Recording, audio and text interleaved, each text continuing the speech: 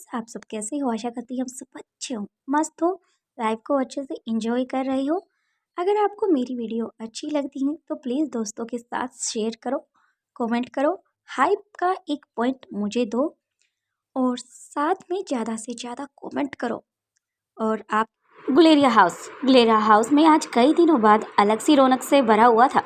सुबह की धूप खिड़कियों से अंदर आ रही थी और पूरे घर में एक हल्की सी खुशी फैल गई थी। आकाश डाइनिंग रूम में खड़ा था, चेहरे पर संतोष और उत्साह दोनों साफ दिख रहे थे।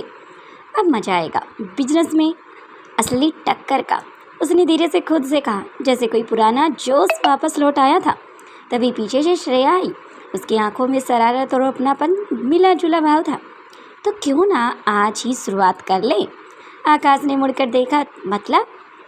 श्रेया मुस्कुराई। मतलब आज अनिका से मिलने ऑफिस चले?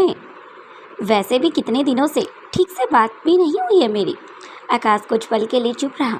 रोहित का नाम जैसे उसके दिल में चुप गया था। हाँ, सही कह रही हो, जब से रोहित गया है सब कुछ बदल गया है। उसने गहरी सांस ली। अनिका भी अकेले सब संभाल रही है। श्रेया ने तुरंत माहौल हल्का किया। तो फिर एक काम करो, खाली हाथ मत जाओ। आकाश ने आईब्रो उचकाई। तो क्या लेकर जाऊं? श्रेया ने हंसते हुए कहा, अनिका की फेवरेट डिश मैं बनाती हूँ, तुम लेकर जरूर जाना। आकाश हंस पड़ा। ओह, लगता है किसी को जेलिस हो रही है। श्रेया ने फिर गुस्से से कहा, बिल्कुल भी नहीं, बस हमारी प्यारी दीदी और दोस्त के लिए। दोनों हंस पड़े। किचन। श्रेया सीधा ही किचन में चली गई थी, जहाँ नंदिनी भाभी और राजलक्ष्मी पहले से ही कुछ तैयारियां कर रही थी। तभी श्रेया, नंदिनी भाभी, आज स्पेशल लंच बनाना है। नंदिनी ने मुस्कुराकर पूछा, किसके लिए और क्या खास है आज?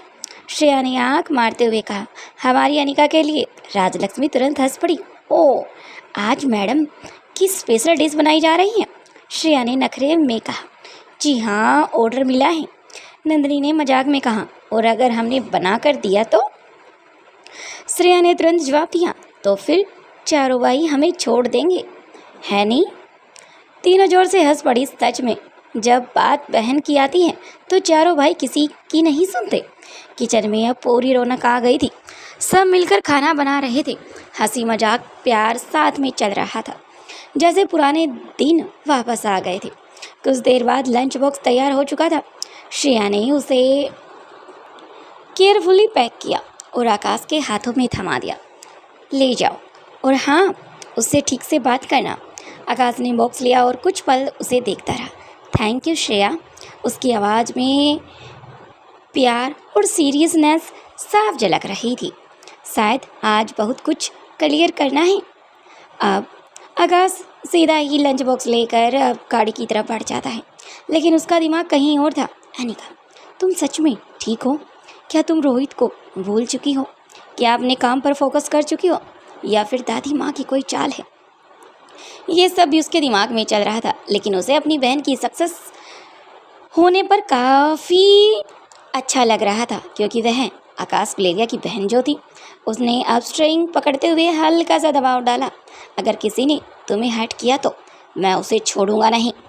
कार आगे बढ़ गई थी, सीधा उस रास्ते पर जहाँ एक नई मुलाकात और शायद एक नया रिश्ते की बारे में उसे पता चलने वाला था।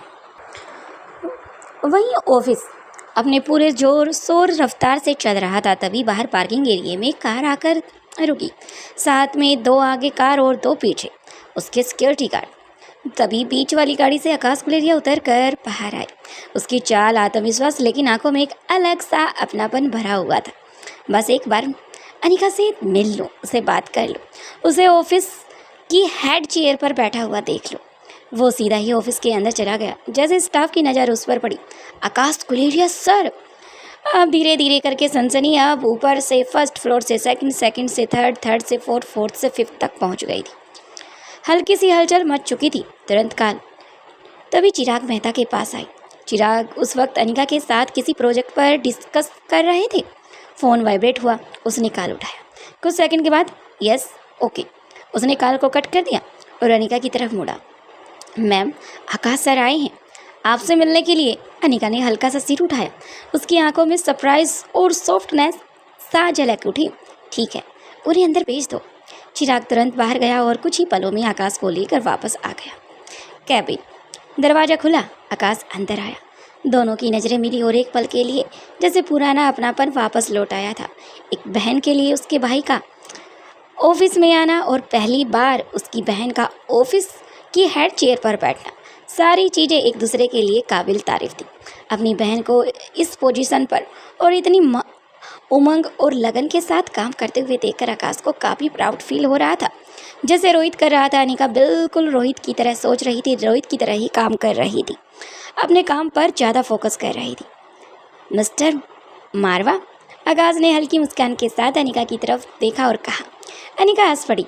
भाई आज मजाक के मूड में हो क्या? आकाश भी हंस दिया। नहीं, मैं मजाक क्यों करूँगा। फिर थोड़ा सीरियस होने के साथ बोला, बस खुश हूँ, बिजनेस में मुझे टक्कर देने के लिए मेरी अपनी बहन उतर आई है। अनिका ने हल्का सा सिर हिलाया। देखता है कौन जीतता है। दोनों की आंखों में हल्की सी चैलेंज वाली चमक आ चुकी थी, जो अक्सर एक बहन भाई के अंदर होती है, लेकिन उसमें भी प्यार झलक रहा था। तभी अनिका की नज़र आकाश के हाथ में बड़े लंच बॉक्स पर गई। आकाश ने भी उसे नोटिस कर लिया था कि वह अनिका का ध्यान कहाँ है। वह तुरंत आगे बढ़ा। अरे हाँ, ये तुम्हारे लिए, तुम्हारी भाभीियों ने तुम्हारे लिए भेजा और तुम्हारी बेस्टी ने तुम्हारी फेवरेट डिश। बस इतना सुनना ही था कि अनिका के चेहरे पर एक बड़ी सी मुस्कान आ गई। रियलिटी और वास्तविकता दोनों में अंतर नहीं था, बिल्कुल ये वास्तविकता थी। उसके सामने उसका भाई था और उसकी फेवरेट डिश लेकर उसके लिए आया है। साथ में अपनी बहन को इस पोजीशन पर देखकर काफ़ी खुश है। अनिका के लिए अब सारी चीज़ें सरप्राइज एक सपने से पढ़कर थी। उसकी आंखों में चमक थी, जैसे ही वह कुछ पल के लिए सारी टेंशन भूल गई थी। उसने बॉक्स लिया। थैंक यू, और भाभीियों को भी थैंक यू, और मेरी बेस्टी को भी थैंक यू। आकाश ने हल्के से सिर हिलाया। ज़रूर। कुछ देर दोनों ने अब कैजुअली बातें की, घर की, फैमिली की, पुराने दिन और खासकर रोहित की। धीरे धीरे करके सारी बातें अब आकाश कुलेरिया अनिका से पूछने लग जाता है, लेकिन जो ज़रूरी थी अनिका उन्हें बड़े ही प्यार से और काफ़ी अच्छे तरीके से बताती, जिस कारण से आकाश को अपनी बहन की यही तो बातें काफ़ी अच्छी लगती थी। और हर बात के साथ अनिका का दिल थोड़ा सा हल्का हो गया।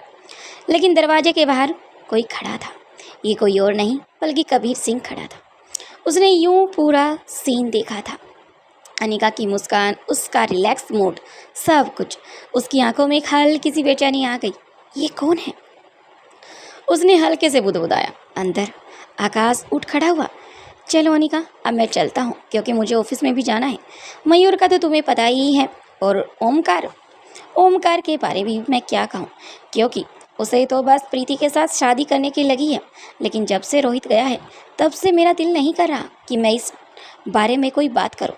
अनिका ने सारी चीज़ें समझ ली थी, क्योंकि रोहित के जाने के बाद अनिका अपने परिवार से काफ़ी दूर हो चुकी थी।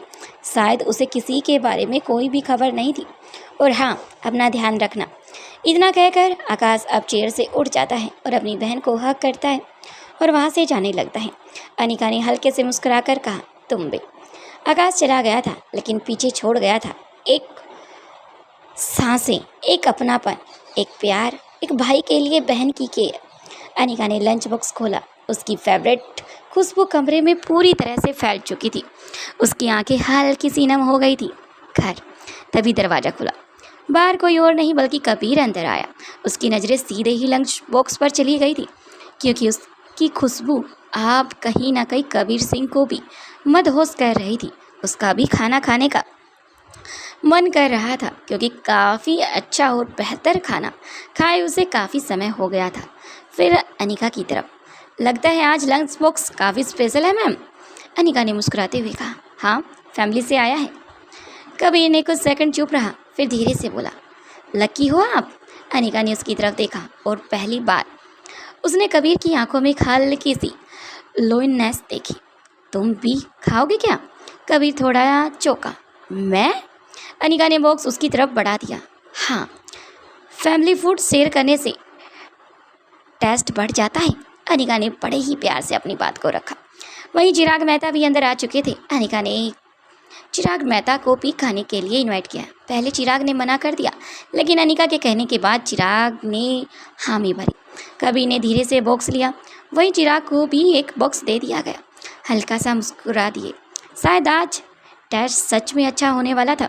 दोनों एक दूसरे की तरफ देख रहे थे, फिर अनिका की तरफ, कभी चिराग कबीर की तरफ तो कभी कबीर चिराग की तरफ।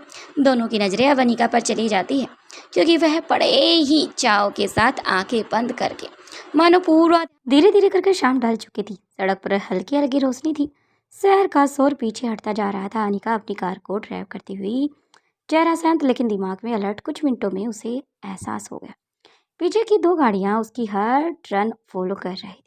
उसने रिवर व्यू मिरर में से देखा, वही डायरेक्शन, वही स्पीड। उसकी उंगलियां स्टीयरिंग पर हल्की सी कस गई। फाइनली उसने धीमे से खुद से कहा, बिना पैनिक किए।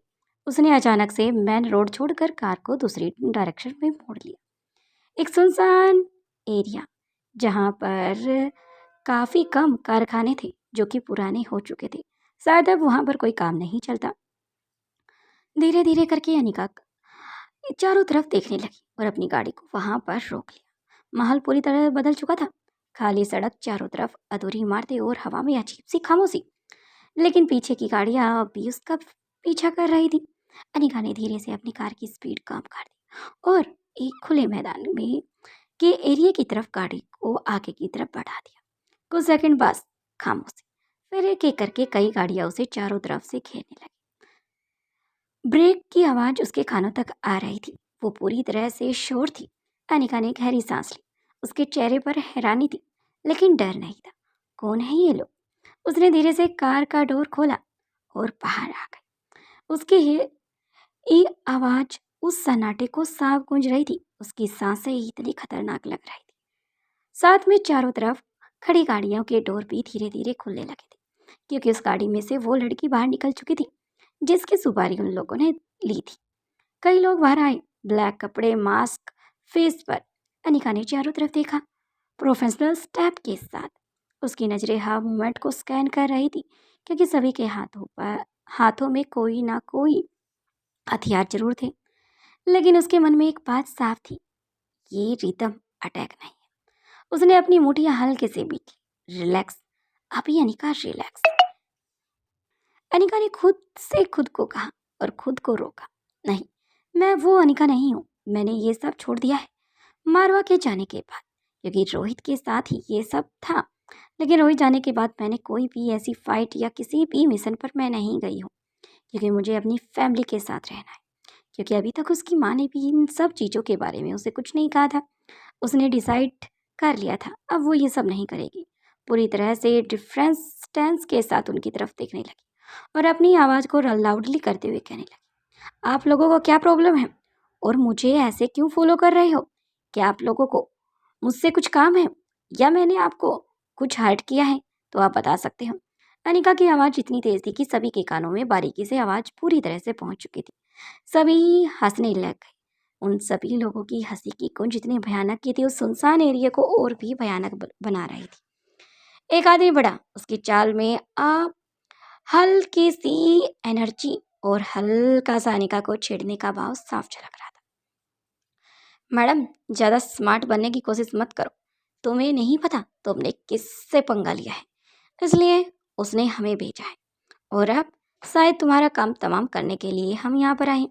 अनिका ने उसकी तरफ सीधी नज़र से देखा। पहले ये बताओ तुम लोग हो कौन और किसने तुम्हें भेजा है? उस आदमी ने हंसते हुए कहा, तुम्हें इतना जानने की जरूरत नहीं है।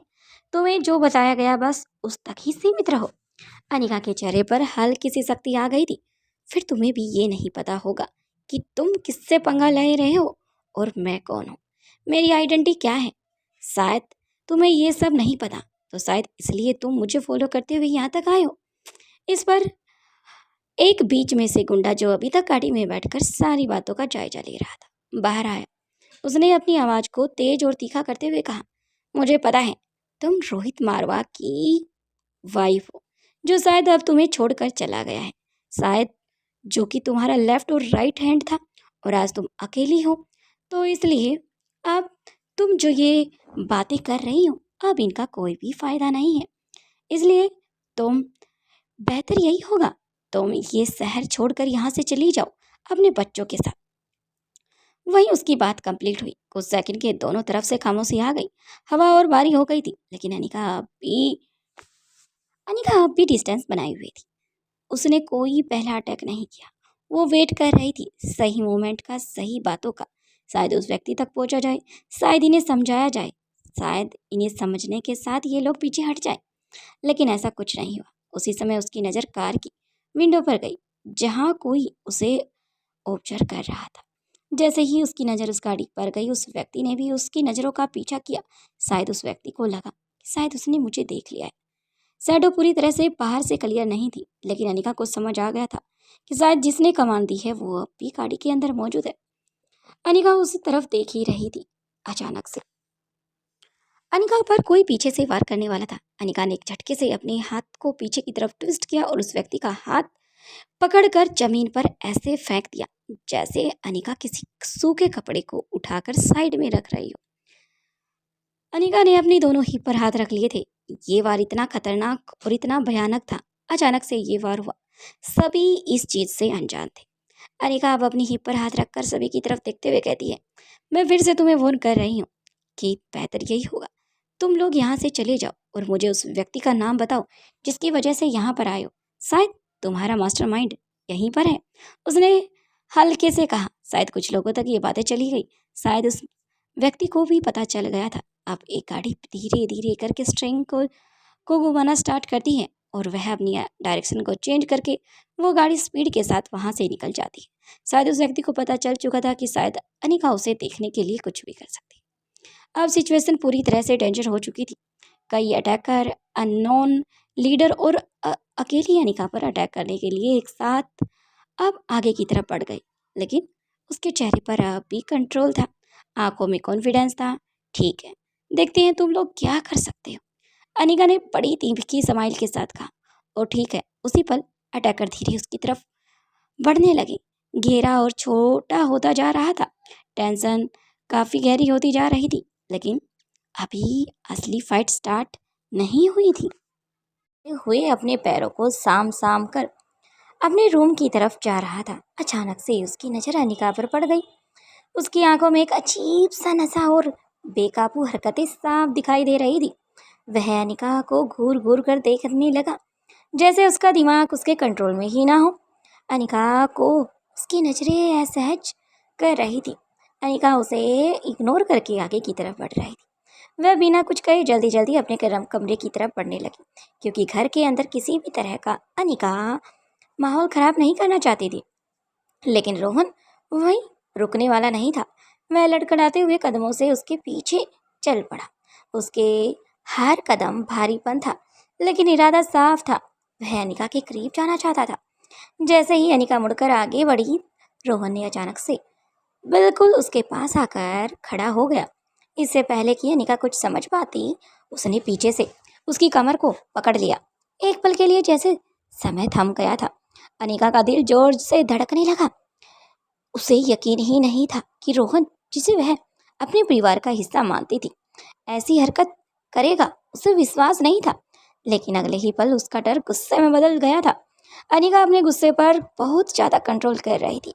शायद रोहन की जगह और कोई इंसान होता तो अनिका कब से उसका हाथ उसकी बॉडी से उखाड़ कर जमीन पर फेंक देती। और रोहन, वह जोर से चिल्लाई। बिना एक सेकंड गवाए उसने पूरी ताकत से रोहन को गाल पर एक जोरदार थप्पड़ जड़ दिया। थप्पड़ की आवाज पूरे हॉल में हल्की सी गूंज उठी। रोहन एकदम से संभल गया। उसकी आंखों में जैसे नशा उतर गया हो।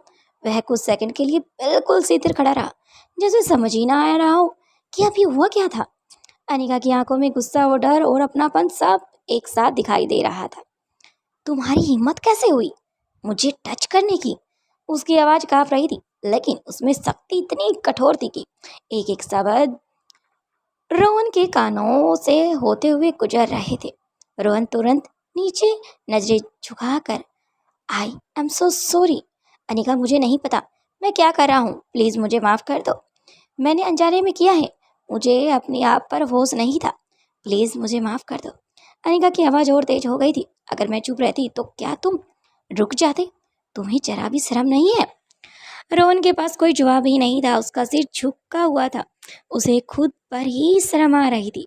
ये घर है, कोई सड़क नहीं, अनिका ने गुस्से से कहा। और मैं तुम्हारे लिए क्या हूँ, क्या तुम्हें याद रखना जरूरी है? रोहन की आंखों में अब डर साफ दिखाई दे रहा था। उसे पता था अगर ये बात उसके मोम डैड या दादी माँ या उसकी जिंदगी पूरी तरह से बदल जाएगी। प्लीज अनिका, प्लीज भाभी, मैं कसम खाता हूँ ऐसा फिर कभी नहीं होगा। मैं बहुत शर्मिंदा हूँ। वह लगभग गिड़गिड़ाने लगा। अनिका के पैर पकड़ने लगा। अनिका कुछ पल के लिए चुप हो गई। उसके दिमाग में कई बातें एक साथ चल रही थी। ये बात सब फैमिली मेंबर्स को भी नहीं बता सकती। उसे पता चला तो शायद दादी माँ ये सब सुनकर पूरी तरह से टूट जाएंगी और घर में जो शांति बनी हुई है वह हमेशा के लिए खत्म हो जाएगी। लेकिन इसका मतलब ये नहीं था कि वह इसे नजरअंदाज कर दे। वह रोहन के करीब आई, उसकी आंखों में सीधे देखते हुए, उसके कॉलर को पकड़ते हुए। ये आखिरी बार था रोहन, अगर दोबारा ऐसा कुछ भी तुमने घर के या घर के बाहर किया और मुझे पता चला, मैं खुद सबको बता दूंगी। और शायद बताने के बाद तुम इस दुनिया से ही गायब क्यों ना हो जाओ, उस दिन कोई तुम्हें नहीं बचा पाएगा, समझे? वो भी सिर्फ मुझसे। रोहन ने तुरंत सिर हिला दिया। हाँ, मैं समझ गया हूँ, please trust me. Trust? Anika हल्का सा कड़वा हंसी। तुमने वो खो दिया है। ये कहकर वह मुड़ी और अपने कमरे की तरफ चली गई। उसके कदम तेज थे, लेकिन दिल में भी एक जोश, एक आग जो अनिका दबाने का काम कर रही थी। कमरे में पहुंचते ही उसने दरवाजा बंद किया। कुछ सेकंड तक वहीं खड़ी रही। उसकी आंखों में अब एक आग भरे अंगारे जल रहे थे, लेकिन उसने खुद को संभाला। मैं ऐसे हार नहीं मान सकती, मैं ऐसे कमजोर नहीं पड़ सकती, उसने खुद से कहा। दूसरी तरफ रोहन वहीं खड़ा रह गया। उसके गाल पर थप्पड़ अभी भी जल रहा था। इतनी दुबली पतली लड़की इतना जोर से तमाचा जड़ेगी, उसे खुद नहीं पता था, लेकिन उससे ज्यादा उसकी आत्मा पर चोट लग गई थी। उस रात दोनों ने ही नींद नहीं आई। एक तरफ अनिका जो खुद को आप मजबूत है लेकिन कमजोर और साथ में ऐसा नहीं दिखा सकती जो कि वो है परिवार में। दूसरी तरफ रोहन जो अपनी गलती पर बोझ तले दब चुका है, लेकिन उसे जरा भी अंदाजा नहीं था कि आखिर उसने किसको छूने की कोशिश की। शायद रोहित के आदमियों को ही पता चला तो शायद रोहन की आखिरी सांसें उसकी शरीर से छीन ले। वही सुबह सुबह की हलचल धीरे धीरे शांत हो चुकी थी। जैसे ही अनिका अपनी कार में लेकर बाहर निकली तो रोहन वहीं बाहर गार्डन में खड़ा था, उसे जाते हुए देख रहा था। उसकी आंखों में गुस्सा था और एक अजीब सी जलन भी थी। बहुत एटीट्यूड है इस अनिका में, उसने दांत भींचते हुए धीरे से कहा।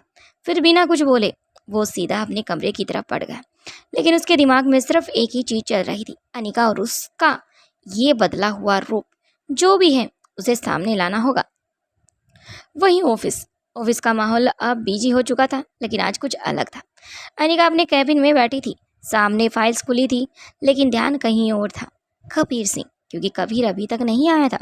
वह खुद को समझाने की कोशिश कर रही थी। फोकस अनिका, काम पर फोकस। तभी नॉक नॉक, दरवाजे पर दस्तक हुई। कम इन, दरवाजा खुला। सामने कोई और नहीं बल्कि कबीर था। आपने बुलाया मैम? अनिका तुरंत खुद को संभाल नहीं पाई। हाँ, फाइल। वो फाइल देने के लिए उठी और कबीर उसकी तरफ बढ़ा। जैसे ही दोनों करीब आए, उनके हाथ फिर से एक दूसरे की फाइल पर पड़े। एक हल्का सा ठहराव। इस बार किसी ने हाथ पीछे नहीं किया। दोनों ही नजरें मिल जी कुछ सेकंड, लेकिन जैसे ही बहुत कुछ कह रही हो, अनिका ने कबीर की आंखों में कुछ ऐसा देखा जिसे के कारण अनिका का दिल धक धक करने लगा। अनिका समझ गई कि शायद जो वो सोच रही है बिल्कुल वैसा ही हो। कबीर ने धीरे से कहा, आप फिर से कहाँ खो गई मैडम? अनिका ने हल्का सा मुस्कुराते हुए कहा, नोटिस करना बंद नहीं किया है मैंने, और अब जितना नोटिस किया है शायद कुछ घंटे या कल तक तुम्हारे सामने तुम्हारी आइडेंटिटी होगी। ये अनिका, कल तक तुम्हारी आइडेंटिटी तुम्हारे पास होगी मिस्टर कबीर सिंह। कबीर ने अब इनकरेक्ट फेस करते हुए कहा, कोशिश करते रहना मैडम, लेकिन हो नहीं पाएगा। अनिका ने पहली बार फिर से उसकी तरफ देखा, क्योंकि जिस एटीट्यूड, जिस तरीके से अनिका ने उसे क्वेश्चन ताकत। कबीर सिंह थोड़ा सा करीब आया। आवाज़ धीमी कर, क्योंकि आप इंटरेस्टिंग हो मिस अनिका। अनिका का दिल एक पल के लिए तेज धड़कने लगा। इंटरेस्टिंग? कबीर ने हल्के से सिर हिलाया। स्ट्रॉन्ग लेकिन अंदर से सॉफ्ट। किसी को दिखाती नहीं हो। अनिका आप लिटरली फ्रीज हो गई थी। ये मुझे इतना कैसे समझ रहा है? कुछ सेकंड बस खामोशी। फिर कबीर सिंह अचानक से पीछे हट गया और हल्का मजाकिया टोन में बोला, वैसे अगर आप ऐसे ही दिखती रही तो मैं काम नहीं कर पाऊंगा मिस अनिका। अनिका तुरंत रियल वर्ड में वापस आ गई। Excuse me. कबीर हंस पड़ा। मतलब? तुम्हें कुछ फील हो रहा है? अनिका ने भी हल्की मुस्कान दबा ली थी। ज़्यादा ड्रामा मत करो और तुम्हारा काम हो गया है, तुम यहाँ से जा सकते हो। दोनों अब इधर उधर देखने लगे।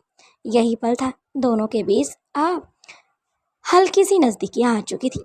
अनिका ने उसकी आंखों में कुछ ऐसा देख लिया था जिसे अनिका चाहकर भी नहीं भुला पा रही थी। कबीर जाने लगा, लेकिन दरवाजे तक पहुंचकर रुका। लंच साथ में करें? अनिका ने बिना सोचे और जवाब देने की कोशिश की। I don't know, office lunch. लेकिन कुछ सेकंड के बाद ठीक है, कबीर मुस्कुरा दिया। प्रोग्रेस पर है, क्योंकि अनिका ने अब जो देखा है उसे अनिका प्रूफ कर लेगी। और शायद लंच क्या डिनर करने के बारे में भी अनिका सोच चुकी थी, क्योंकि अनिका मन में एक सवाल था जो कि अगर वह करीब कबीर सिंह के साथ जितना ज़्यादा पास रहेगी तो शायद उसके बारे में उतनी ज़्यादा जानकारी इकट्ठा करेगी। इसलिए अनिका ने मन बना लिया था कि वह आज मैं पूरा दिन इस कबीर सिंह के साथ रहूंगी और इसकी हर बारीकी से इसे नोटिस करूंगी। ये सब अनिका ने सोच लिया था। कुछ समय बाद दोनों साथ बैठे थे। विंडो के पास वही प्लांट्स, वही हल्का सा म्यूजिक चल रहा था। कबीर ने ट्रे रखते हुए कहा, आज मैंने खुद अपना लंच खुद बनाया है, क्या तुम टेस्ट करना चाहोगी? अनिका ने देखा सिंपल फूड था। तुम हमेशा इतना सिंपल फूड क्यों लेकर आते हो? कबीर ने कहा कि मैं यहाँ पर अकेला हूँ, मेरा खाना बनाने के लिए कोई नहीं है, तो इसलिए जल्दी उठता हूँ, वर्कआउट करता हूँ और अपना खाने पर अपना कुछ समय लगाता हूँ। उसके बाद ऑफिस निकल आता हूँ। दोनों एक दूसरे से बातें कर रहे थे, जहाँ कबीर सिंह ने नोटिस कर लिया था अनिका शायद उसके बारे में और कुछ भी जानना चाहती है, लेकिन यहाँ पर कबीर सिंह उसे छेड़ने का काम कर रहा था। उसने कहा, ओके मैम, शायद अब मुझे चलना चाहिए। इतना कहकर वह वहाँ से चला जाता है। वहीं दूर देविका ये सब देख रही थी। उसकी मुठियाँ कस गई थी। अब ये बहुत आगे बढ़ चुका है, अब इसे रोकना पड़ेगा। वहीं घर पर जो कुछ रोहन के साथ हुआ, शायद वो देविका सी नज़रों से छुपा ना रहा। उसने रोहन से सारी बातें पूछ ली थी और शायद अनिका जिस समय रोहन को डांट फटकार लगा रही थी, उस समय देविका के कानों तक वो बातें आ चुकी थी, लेकिन उसे नहीं पता था कि आखिर उसने किया क्या था। लेकिन रोहन से पूछने के बाद रोहन ने अपनी मोम को सारी बातें बता दी थी। वहीं शाम ढल चुकी थी। शहर की सड़कों पर लाइटें जगमगा रही थी, लेकिन उस रोशनी के बीच अनिका के चारों तरफ एक अनदेखा सा अंधेरा घिरने लगा था, क्योंकि अनिका आज चिराग के साथ नहीं, अकेली ही ऑफिस से घर के लिए निकल चुकी थी। चिराग मेहता को ऑफिस में छोड़ दिया था, क्योंकि वह कबीर सिंह के साथ काम करने वाले थे। ऑफिस से निकलते वक्त ही उसे हल्का सा कुछ एहसास हुआ। फिर उसे लगा कि शायद ये उसका वहम है, इसलिए वह अपनी गाड़ी में बैठकर निकल जाती है। धीरे धीरे कुछ किलोमीटर अनिका की गाड़ी आगे ही बढ़ी थी। अचानक से एक काली गाड़ी, फिर दूसरी गाड़ी, फिर तीसरी और फिर चौथी, अनिका को फॉलो करते हुए आगे की तरफ बढ़ रही थी। अनिका रिव्यू मिरर में से सब देख रही थी। जब अनिका कट करती तो वो गाड़ियाँ भी उसके साथ कट करती। जब अनिका अपनी गाड़ी की स्पीड बढ़ाती तो वो गाड़ियाँ भी उसकी गाड़ी की स्पीड बढ़ाती। अनिका को पता लग चुका था कि शायद कुछ गड़बड़ है, लेकिन क्या, इसे अनिका को जानना था। अगर अनिका चाहे तो पल भर के लिए उन लोगों की आंखों से इतनी दूर चली जाए कि शायद उन्हें पता भी ना चले कि आखिर कोई लड़की इतनी स्पीड से कोई गाड़ी भी चला सकती है। उसने बिना घबराहट के धीरे से खुद से ही कहा। उसकी उंगलियां स्टीयरिंग पर कस गई थी, लेकिन चेहरे पर वही ठंडा कॉन्फिडेंस था।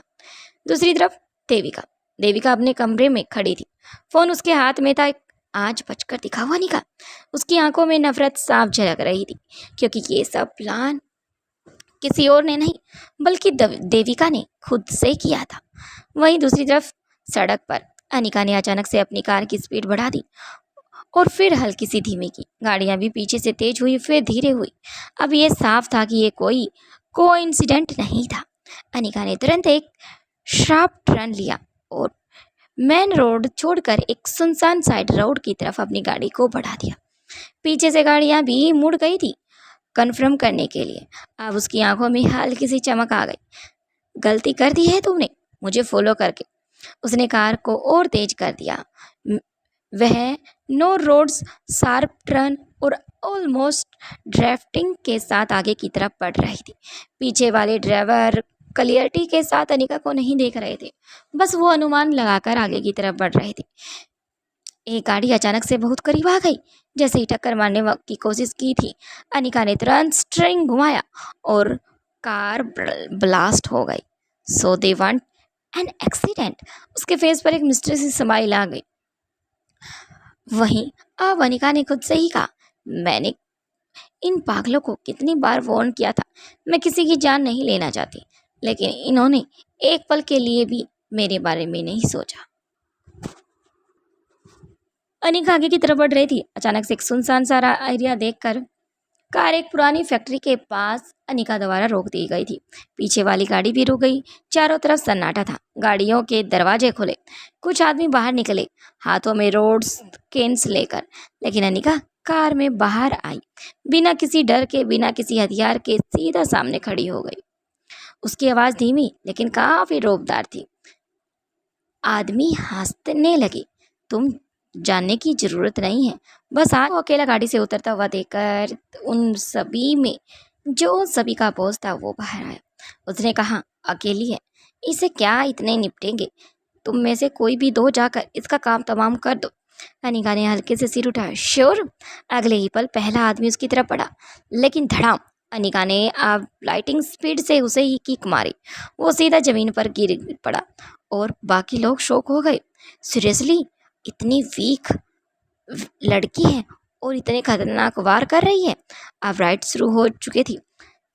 अब फाइनली फाइट स्टार्ट हो चुकी थी। अनिका एक एक करके सबको हेडलाइन कर रही थी, पंच दे रही थी, किक दे रही थी, चाटे मार रही थी परफेक्ट मूव के साथ, जैसे वो पहले से तैयार हो। कुछ ही दिनों में सारे आदमी जमीन पर पड़े करा रहे थे। सिर्फ एक बचा हुआ था। वो डर गया था।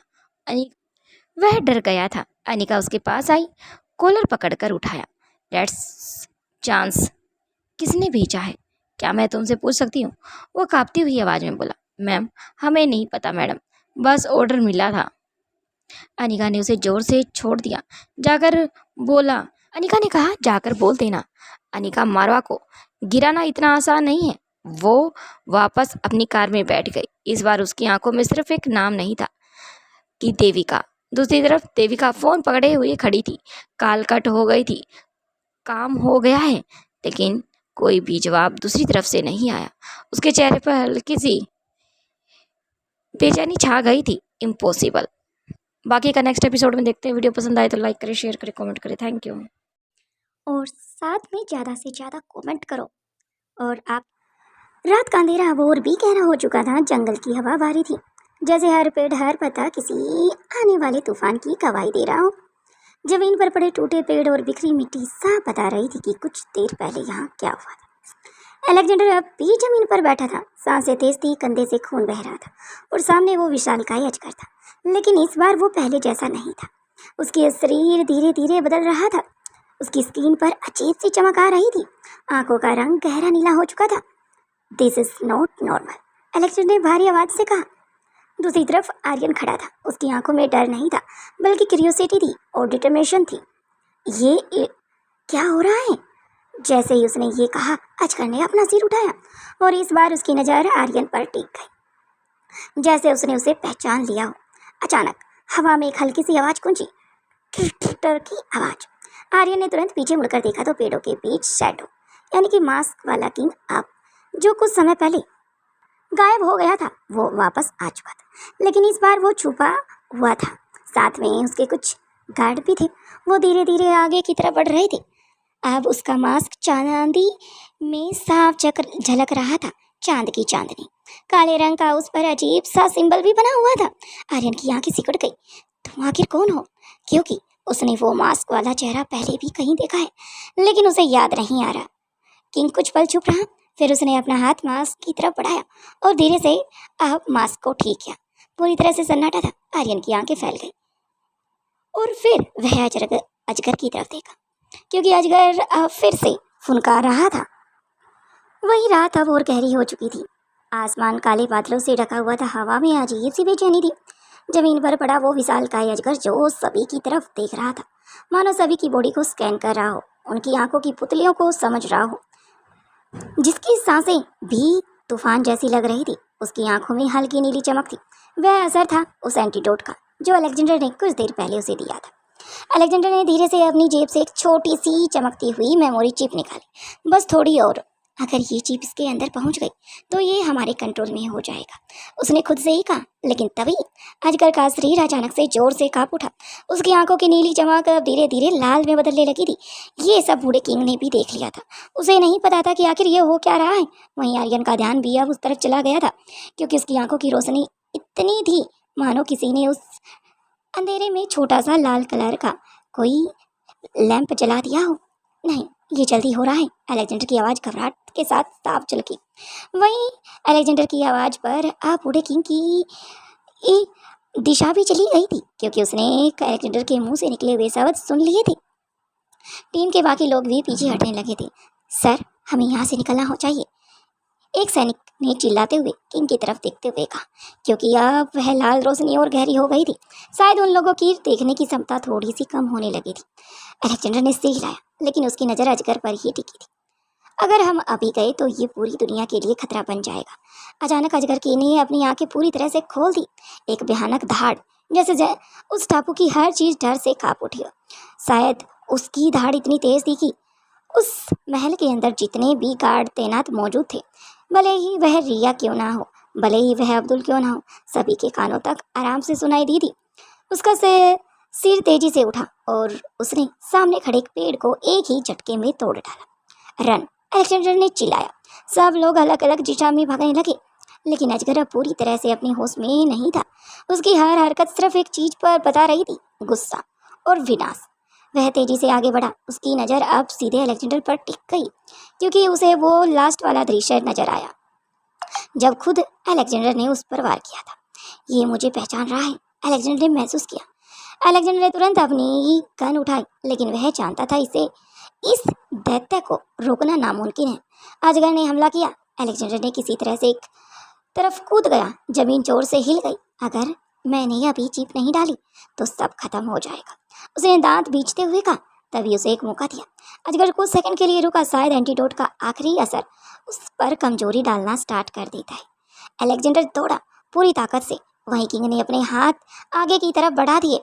अलेक्जेंडर ने उससे पहले अपने घुटनों और हाथों के बल बैठ गया, मानो अलेक्जेंडर को कुछ इशारा कर रहा हो। अलेक्जेंडर समझ गया। दौड़ता हुआ अलेक्जेंडर की स्पीड इतनी तेज थी कि शायद किसी की समझ में ना आए।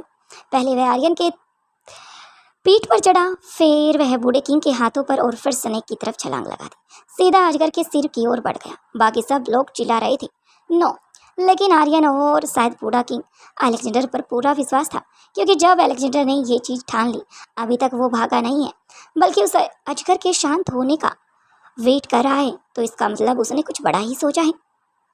वहीं अजगर ने अपना मुंह खोला। उसके दांत तलवार जैसे चमक रहे थे, लेकिन अलेक्जेंडर नहीं रुका।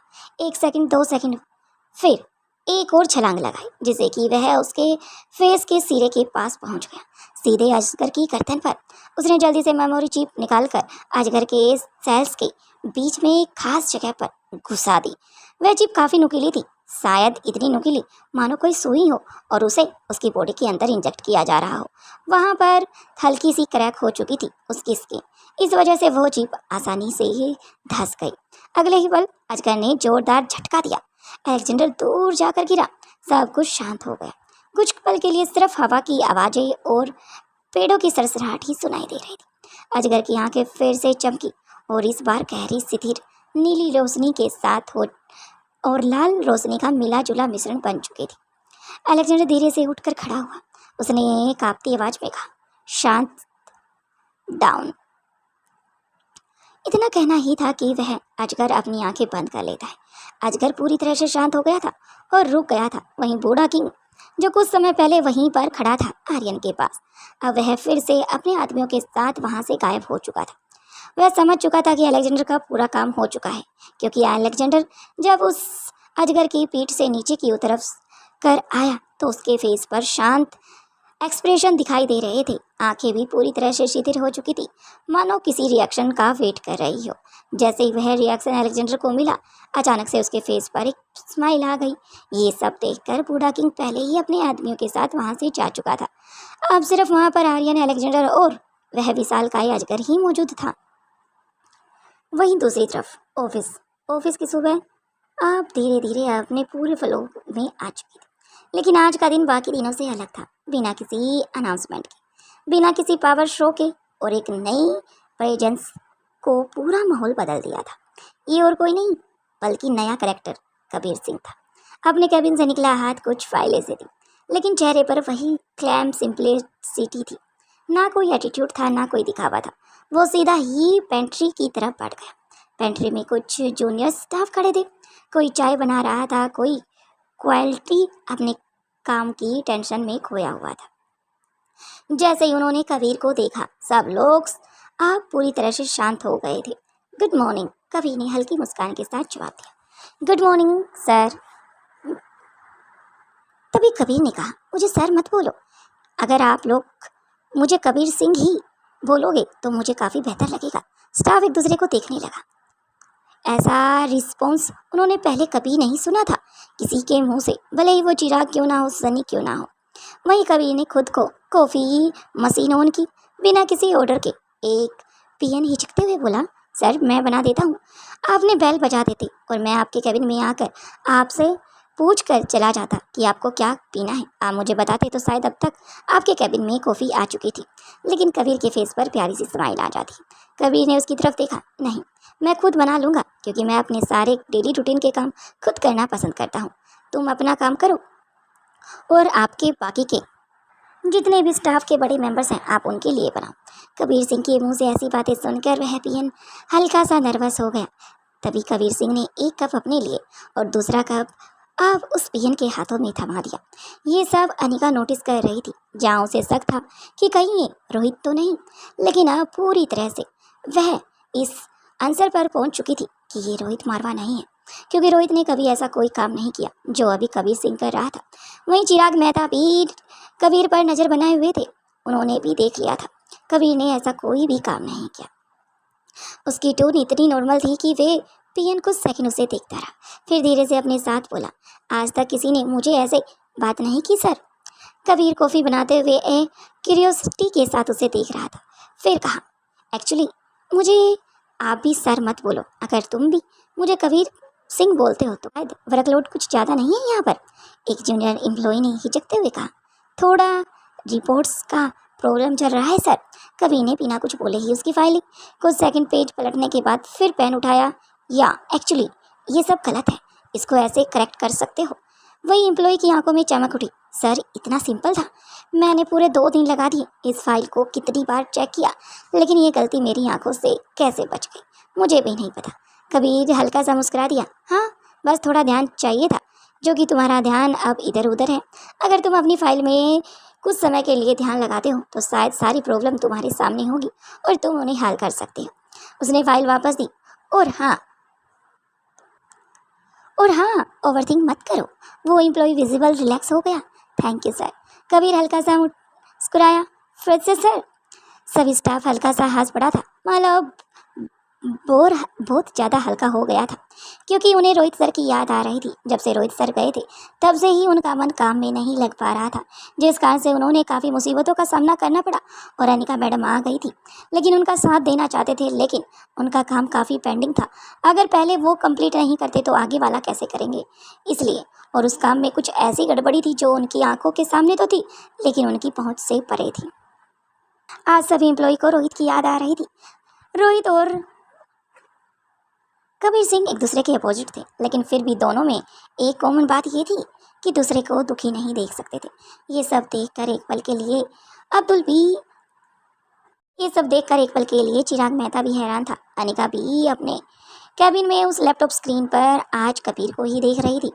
समय धीरे धीरे आगे बढ़ गया। कबीर कभी किसी की फाइल को सही कराता तो कभी लेट तक काम करने वालों के लिए स्नैक अरेंज कराता, कभी बिना पूछे ही किसी को प्रॉब्लम सुन लेता। एक बार एक फीमेल एम्प्लॉय की आंखों में आंसू थे। कबीर ने आप उसके पास जाकर पूछा, एवरीथिंग ओके? वो हिचकिचाई, घर की थोड़ी प्रॉब्लम है सर। कबीर ने उसे बैठने को कहा। बिना किसी अरेंजमेंट के उसकी बात पूरी सुनी। फिर उसने क्लेम बोला, सब ठीक हो जाएगा, ज़्यादा टेंशन मत लो, प्रॉब्लम सोल्व नहीं होती। तो उसकी आवाज़ में एक अजीब सा सुकून था, जैसे वो सिर्फ वर्ड्स नहीं भरोसा दे रहा हो। धीरे धीरे पूरा स्टाफ कबीर की तरफ अट्रैक्टिव हो चुका था। कुछ दिनों में ही उसने अपना सभी का ध्यान अपनी तरफ केंद्रित कर लिया था। वही ऑफिस और कॉरिडोर में सभी कबीर सिंह के बारे में बात करते। उनका ओहदा अलग ही है, वो काफ़ी अच्छे सर हैं यार। कबीर सर अलग हैं, बिल्कुल रोहित सर जैसे, लेकिन वे रोहित सर नहीं हैं, क्योंकि कुछ ऐसी चीज़ें हैं जो रोहित सर में अच्छी थी और कुछ ऐसी चीज़ें हैं जो अब कबीर सिंह में अच्छी हैं। Same nature, same curiosity, same attitude. ना एटीट्यूड नहीं है उनके अंदर। ये कहकर सभी आपस में लड़कियां हंसने लगी। धीरे धीरे अब फैलती हुई अनिका तक भी पहुंच चुकी थी। अनिका अपने कैबिन में बैठी थी, लेकिन उसका ध्यान फाइल पर नहीं था। वह हर समय कबीर सिंह को अपने टीवी स्क्रीन पर देखती रहती थी। मैम, स्टार कबीर सिंह की काफ़ी तारीफें कर रहा है। ये सब चिराग मेहता ने अनिका को कहा। ये सुनकर अनिका के फेस पर स्माइल आ गई। हाँ चिराग, मुझे भी पता है उसने कम समय में सभी लोगों का ध्यान अपनी तरफ खींच लिया है, लेकिन हम उसे ऐसे छोड़ नहीं सकते, क्योंकि अक्सर वही लोग लंका ढाते हैं जो लंका के ही होते हैं। इसलिए हमें उसकी पूरी तहकीकात करनी होगी। जो तुमने अभी तक की है उससे कई ज़्यादा गुना। वहीं चिराग के साथ कुछ समय बात करने के लिए चिराग ने कहा, ओके मैडम, मैं उसकी पूरी तहकीकात करता हूँ। अगर आप कहो तो मैं रोज़ जाकर उसके बारे में पूछताछ करता हूँ। ये सुनकर अनिका ने कहा, वहाँ जाने की कोई ज़रूरत नहीं है, वहाँ पर हमारे कुछ एम्प्लॉय हैं, तो उनसे बात कर पूछ सकते हो, और कबीर को देखते रहना। ये सब अनिका ने कहा तो चिराग मेहता वहाँ से अपने कदम पीछे की तरफ बढ़ा चुके थे। वहीं कबीर सिंह कॉरिडोर में खड़ा था, स्टाफ के साथ हंस रहा था, बिल्कुल उसी तरह जैसे कभी रोहित हंसता था अनिका के साथ। अनिका की आंखें उस पर टिक गई थी। शेम नहीं है, लेकिन बट फिर भी कुछ ऐसा है जो मुझे इसकी ओर आकर्षित होती जा रही हूँ। उसका दिल मानने को तैयार नहीं था। और दूसरी तरफ कबीर, जो धीरे धीरे बिना किसी जल्दबाजी के फिर से सबके दिलों में अपनी जगह बना रहा था, ठीक वैसे ही जैसे कभी कोई नया एम्प्लॉय बनाता है। वहीं शाम धीरे धीरे उतर चुकी थी। ऑफिस की चहल पहल अब शांत हो चुकी थी। कॉरिडोर में लोगों की आवाज़ें कम हो गई थी और बाहर आसमान हल्के नारंगी रंग से नीले अंधेरे में बदल रहा था। अनिका अपने कैबिन में बैठी थी। लैपटॉप बंद था और फाइलें साइड में रखी हुई थी, लेकिन उसका ध्यान बिल्कुल भी ना फाइलों में था और ना लैपटॉप के अंदर। वह तो अपने ही ख्यालों की दुनिया में खोई हुई थी। उसकी आंखों के सामने बार बार सीन्स आ रहे थे। कबीर का कॉफ़ी कप पकड़ने का तरीका, उसकी कॉफ़ी स्ट्रॉन्ग है या नहीं, स्टाफ के साथ बात करना और उस पीएन के साथ अच्छे से बिहेव करना, उसे कॉफ़ी देना, ये सब बातें रोहित से काफ़ी अलग है। शायद इस व्यक्ति का अपना एक होता है, अपना एक लेवल है। अनिका ने ये बातें बड़े ही आराम से अपने आप को कही, मानो अपने आप को तसल्ली देना चाहती हो। वहीं धीरे धीरे करके रात थोड़ी और गहरी हो चुकी थी। अनिका फाइनली अपने कैबिन से उठी और घर के लिए निकल चुकी। मारवा हाउस, हल्की रोशनी, खाली हॉल, दूर क्लॉक की टिक टिक की आवाज़ आ रही थी। अनिका धीरे धीरे अपने कमरे में गई और डोर बंद किया, जैसे बिना किसी लाइट ऑन किया हो। अनिका सीधा जाकर अपने बेड पर बैठ गई। कमरे में हल्का अंधेरा था, सिर्फ विंडो से आती हुई चांद की रोशनी। अनिका ने सिर पीछे किया, आंखें बंद करी और फिर वही चेहरा सामने आया, कबीर सिंह का। उसकी आंखें, उसकी आवाज़ और फिर रोहित, दोनों इमेज जैसे मिक्स करने की कोशिश कर रही हो, लेकिन काफ़ी कोशिश करने के बाद भी वो मिक्स नहीं हो रही थी, क्योंकि यहाँ पर कबीर सिंह भी काफ़ी अच्छा है जैसे रोहित था। लेकिन यहाँ पर एक बात काफ़ी अलग थी, क्योंकि रोहित कभी किसी व्यक्ति को जताता नहीं था कि वह उसकी फिक्र करता है, लेकिन यहाँ पर पूरा स्टाफ के साथ वह चंद दिनों के साथ इतना घुल मिल गया है मानो उनके साथ ही बैठता हूँ। अनिका की सांसें अब काफ़ी हैवी हो गई थी। क्यों हर बार मुझे रोहित की याद दिला रहा है वो? उसकी आंखों से हल्के से आंसू निकल आए थे। मैं रोहित को रिप्लेस नहीं कर सकती, मैंने किसी और को उस जगह नहीं देख सकती, लेकिन दिल एक बात कह रहा था, फिर भी तुम उसकी तरह खींची क्यों जा रही हो? अनिका उठकर बालकनी की तरफ बढ़ गई। ठंडी हवा उसके चेहरे को छू रही थी। उसने आसमान की तरफ देखा। रोहित, अगर तुम कहाँ हो? शायद मुझे तुम्हारे पास आना चाहिए। कुछ पल सिर्फ खामोशी रही। उसी समय दूर दूसरी तरफ कबीर सिंह अपने कमरे में खड़ा था, हाथ में कॉफी कप था और बालकनी के बाहर देख रहा था। उसकी आंखों में भी वही हल्की सी झलक थी अनिका के चेहरे की, मानो अनिका का चेहरा पल भर में कबीर को भा गया था।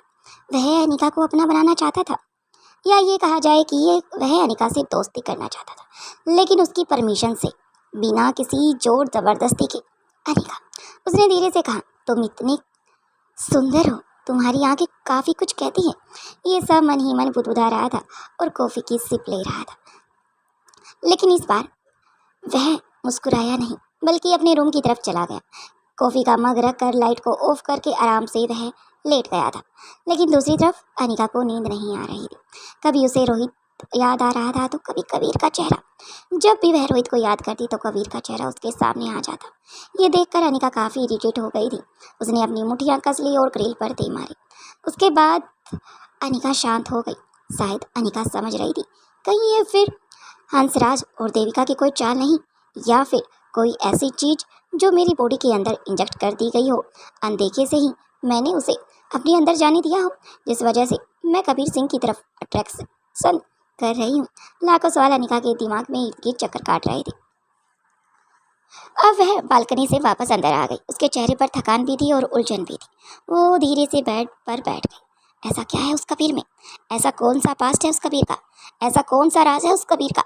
उसने खुद से पूछा। मैं जानती हूँ मेरा रोहित जिंदा है, वो कबीले में है, अपनी बेटी लतिका के साथ। उसकी आंखों में हल्की सी चमक आ गई। तो फिर ये फीलिंग क्यों आ रही है मुझे? उसने अपना सिर पकड़ लिया। मैं खुद को कंट्रोल क्यों नहीं कर पा रही हूँ? मैं उसकी तरफ खींचती क्यों चली जा रही हूँ? कुछ पल तक वह चुप रही, फिर अचानक जैसे ही कुछ याद आया, लतिका। अब रोहित और लतिका का चेहरा उसके सामने था। उसकी आंखों में एक उम्मीद जागी। मुझे उससे बात करनी होगी, वहीं से मुझे रोहित के बारे में इंफॉर्मेशन मिल सकती है। अनिका तुरंत उठी। उसने अपना फ़ोन उठाया। उसकी उंगलियां थोड़ी काँप रही थी, लेकिन इस बार उसकी उंगलियों में डिटर्मिनेशन साफ झलक रही थी। उसे पता था वह रोहित से बात नहीं कर सकती। मुझे खुद को क्लियर करना होगा, तभी मैं आगे कुछ सोच सकती हूँ। अपने आप को शांत करने के लिए मुझे लतिका से बात करनी होगी। उसने कॉन्टैक्ट खोला और लतिका। कुछ सेकंड के बाद कॉल बटन दबाने से पहले वह एक पल के लिए रुक गई। अगर रोहित ठीक है, अगर वो सच में वहाँ है, तो ये कबीर। उसका दिल फिर से तेज धड़कने लगा, लेकिन इस बार उसने खुद को रोक लिया। उसने कॉल लगा दी। रिंग जाने लगी। 1 से 2, 2 से 3, 3 से 4 रिंग गई। हर रिंग के साथ उसकी सांसें तेज हो रही थी, क्योंकि दूसरी तरफ से लतिका ने अभी तक कॉल नहीं उठाया। आज से पहले लतिका ने कभी ऐसा नहीं किया। जैसा अनिका मन ही मन कहती है, please pickup Latika, please call को उठाओ। उसी समय दूसरी तरफ से कबीले में रात का माहौल पूरी तरह से शांत था। आग की हल्की रोशनी, दूर जानवरों की आवाज़। लतिका के पास छोटा सा वह शेर का बच्चा, जिसका नाम उसने सितारा रख दिया था। लतिका अपने छोटे से कमरे में बैठी थी। उसके पास एक छोटा सा डिवाइस भी रखा था। वहीं वह फ़ोन वाइब्रेट होने की आवाज़ ने उसे उसके ध्यान से हटा दिया। उसने स्क्रीन की तरफ देखा। माँ। उसके चेहरे पर हल्की सी खुशी आई, क्योंकि अनिका ने उसे सख्त हिदायत दी थी, वह किसी के पास ना कॉल करेगी और ना उठाएगी। जब मैं खुद करती हूँ तभी वो कॉल उठाए। लेकिन साथ में एक हल्की सी चिंता भी थी। इस समय उसने तुरंत कॉल उठाई। माँ। अनिका की आवाज़ हल्की सी काँप रही थी। लतिका, तुम ठीक हो? लतिका मुस्कुराई। हाँ माँ, मैं बिल्कुल ठीक हूँ। आप बताओ, आप कैसी हो? अनिका का कुछ पल चुप रही, जैसे वह खुद को संभाल रही हो और खुद से ही कह रही हो कि वह रोहित के बारे में उसे कैसे पूछे। फिर धीरे से बोली, रोहित कैसा है? क्या वो ठीक है? लतिका एक पल के लिए रुकी, फिर उसकी आंखों में हल्की सी चमक आई। पापा बिल्कुल ठीक है मॉम, आज भी सुबह से काम में लगे हुए थे, क्योंकि यहाँ कबीले वाले लोगों के सामने हल्की सी मुसीबत आई है। डैड, तुम्हें पता है, कोई चीज़ ठान लेते हैं तो जल्द से जल्द उसे पूरा कर लेते हैं, और उन्होंने आपको याद भी किया था। लेकिन ये सुनते ही अनिका की आंखों से आंसू आ गए। ही इज़ फाइन, उसने मन ही मन कहा। लेकिन उसी पल उसके दिमाग में कबीर का चेहरा फिर से आ गया। उसने धीरे से लतिका से पूछा, लतिका, पापा अभी कहाँ है? लतिका बोली, वो अभी अपने काम में व्यस्त है, कबीले वाले लोगों के साथ। वहीं कबीले के लोगों के साथ गहरी सांस ली। ठीक है, लेकिन उनके अंदर का कॉन्फिडेंस और बढ़ गया था। रोहित वहाँ है, फिर कबीर जरूर कुछ ऐसी बात है जो इस लड़के के अंदर है, जो मुझे बाहर निकालनी होगी। नहीं तो कुछ भी हो सकता है, क्योंकि इसके डॉक्यूमेंट इतने स्ट्रॉन्ग थे कि मैं उसमें कोई भी गलती नहीं निकाल पाई हूँ। शायद कुछ और पास्ट है इसका। काल खत्म होने के बाद अनिका वहीं खड़ी रह गई। उसकी आंखों में अब कन्फ्यूज़न और भी गहरी हो चुकी थी। जहां वो अपने मन को शांत करने के लिए लतिका के पास कॉल किया था, लेकिन अब उसकी उलझनें और बढ़ गई थी। दो जगह एक जैसा एहसास, ये सिर्फ कोइंसिडेंट नहीं हो सकता। वहीं दूसरी तरफ कबीर बालकनी की तरफ देख रहा था। उसे नींद नहीं आ रही थी, क्योंकि रात की चांदनी में उसे वो दो आंखें दिखाई दे रही थी जो उसने ऑफिस में देखी थी। शायद वह कुछ दिनों से उसे नोटिस कर रहा था, उसके सामने की तरफ देख रहा था, जैसे उसे सब पता हो। उसके होठों पर हल्की सी मुस्कान आई।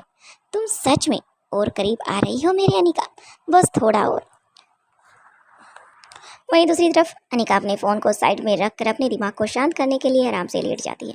कुछ समय बाद अनिका की आंखें लग जाती हैं। वहीं दूसरी तरफ मारवा हाउस के अंदर दादी माँ काफ़ी खुश नजर आ रही थी, क्योंकि अनिका आप रोहित की तरह सुबह जल्दी निकल जाती और देर से वापस आती, क्योंकि अब बच्चों की पूरी जिम्मेदारी प्रीति को सौंप दी गई थी, ताकि प्रीति उनके साथ रह सके, उनके साथ खेल सके, यहाँ तक कि प्रीति उनका होमवर्क भी करा सके। सारी जिम्मेदारी दादी माँ द्वारा लतिका प्रीति पर थी।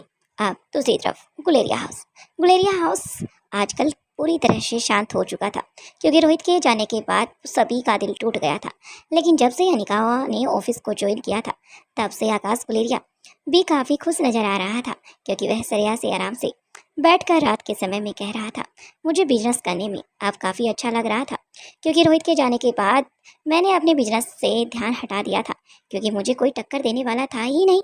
मुझे लग रहा था कि मेरी देखने पर ही मेरा बिजनेस मारवा ग्रुप और इंडस्ट्री से आगे जा सकता है।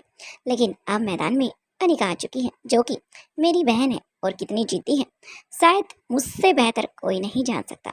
शायद अब मुझे काफ़ी चीज़ें उसके साथ काम करके सीखने को मिले, जो काफ़ी चालाकियाँ वाली बातें हैं, शायद वो भी अब मुझे आ जाए। वह मन ही मन आराम से सोच रहा था। वहीं श्रेया लगातार आकाश की तरफ देख रही थी, क्योंकि ये वो आकाश नहीं था जो रोहित के जाने के बाद पूरी तरह से टूट गया था। अब वह फिर से जी उठा है, शायद अनिका के ऑफिस ज्वाइन करने से ही, क्योंकि अनिका अब पूरी तरह से अपने काम पर फोकस दे चुकी थी, जिस कारण से सभी बड़ी बड़ी डील्स अब उनकी कंपनी को मिलनी फिर से स्टार्ट हो गई थी। जहां कुछ क्लाइंट अब गुलेरिया इंडस्ट्री को छोड़कर मारवा इंडस्ट्री की तरफ बढ़ रहे थे। जहां और कोई होता तो शायद ये सब देखकर जेलस फील करता, लेकिन यहाँ पर श्रेया और आकाश दोनों ही खुश नजर आ रहे थे, क्योंकि आज अनिका की वजह से ही फिर से उसका पति पूरी तरह से खुश कर जी रहा है। क्योंकि श्रेया ने देखा है रात भर आकाश गुलेरिया को खिड़की के पास खड़े होकर रोते हुए, साथ में अपने काम पर फोकस ना करके पूरी तरह से शांत रहने में।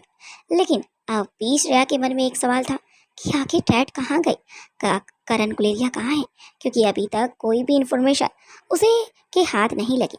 तभी वह आकाश गुलेरिया की आंखों से आंसू पोंछते हुए उसे हल्का सा गले लगाती है, उसकी पीठ को सहलाती है और फिर आकाश गुलेरिया से पूछती है, क्या हुआ आकाश, क्या तुम्हें पता चला आखिर हमारे डैड हैं कहाँ?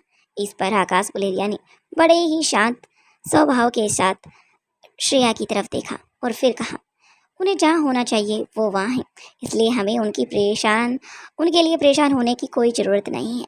इतना कहकर वह श्रेया के फोरहेड पर किस करता है और फिर कहता है कि मुझे नींद आ रही है श्रेया, इसलिए तुम भी सो जाओ, क्योंकि सुबह पिंकी को स्कूल भी जाना है। इतना कहकर आकाश गुलेरिया आराम से ब्लैंकेट को कवर करके आराम से अपनी आंखें बंद करते हैं। कुछ समय बाद नींद की आगोश में चला जाता है। बाकी का नेक्स्ट एपिसोड में देखते हैं। वीडियो पसंद आए तो लाइक करें, शेयर करें, कमेंट करें। Thank you. अपू का वो खतरनाक इलाका पूरी तरह से जाग चुका था।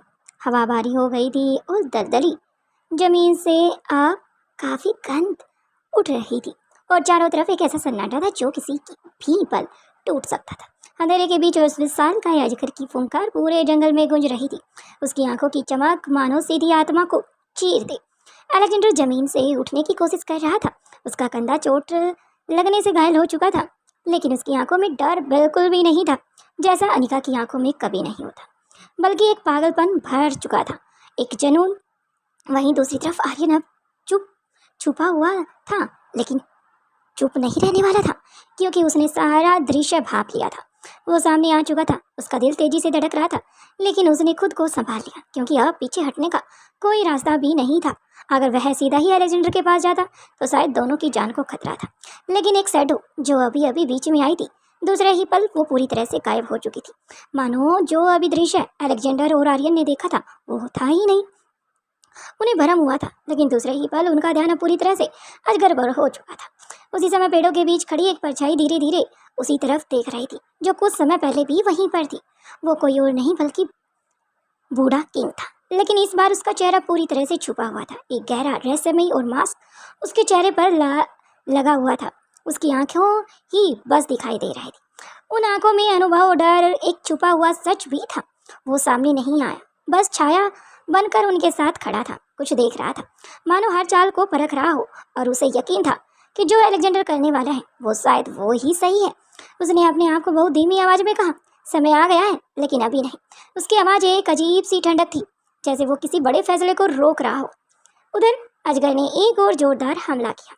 उसकी विशाल शरीर जमीन पर पटकते हुए अलेक्जेंडर की तरफ झपटा, लेकिन इस बार आर्यन ने तेजी से पास पड़ी एक जली हुई मोटी शाखा उठाई और उसे अजगर के आंखों के सामने घुमा दिया। एक पल के लिए अजगर पीछे हट गया। अचानक से बूढ़ा किंग भी हैरान था कि यहाँ पर आर्यन भी आ चुका था।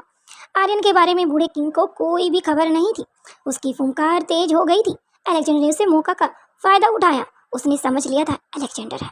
उसने गिरा हुआ अपना डिवाइस उठाया और तुरंत फ्रीक्वेंसी बढ़ा दी गई।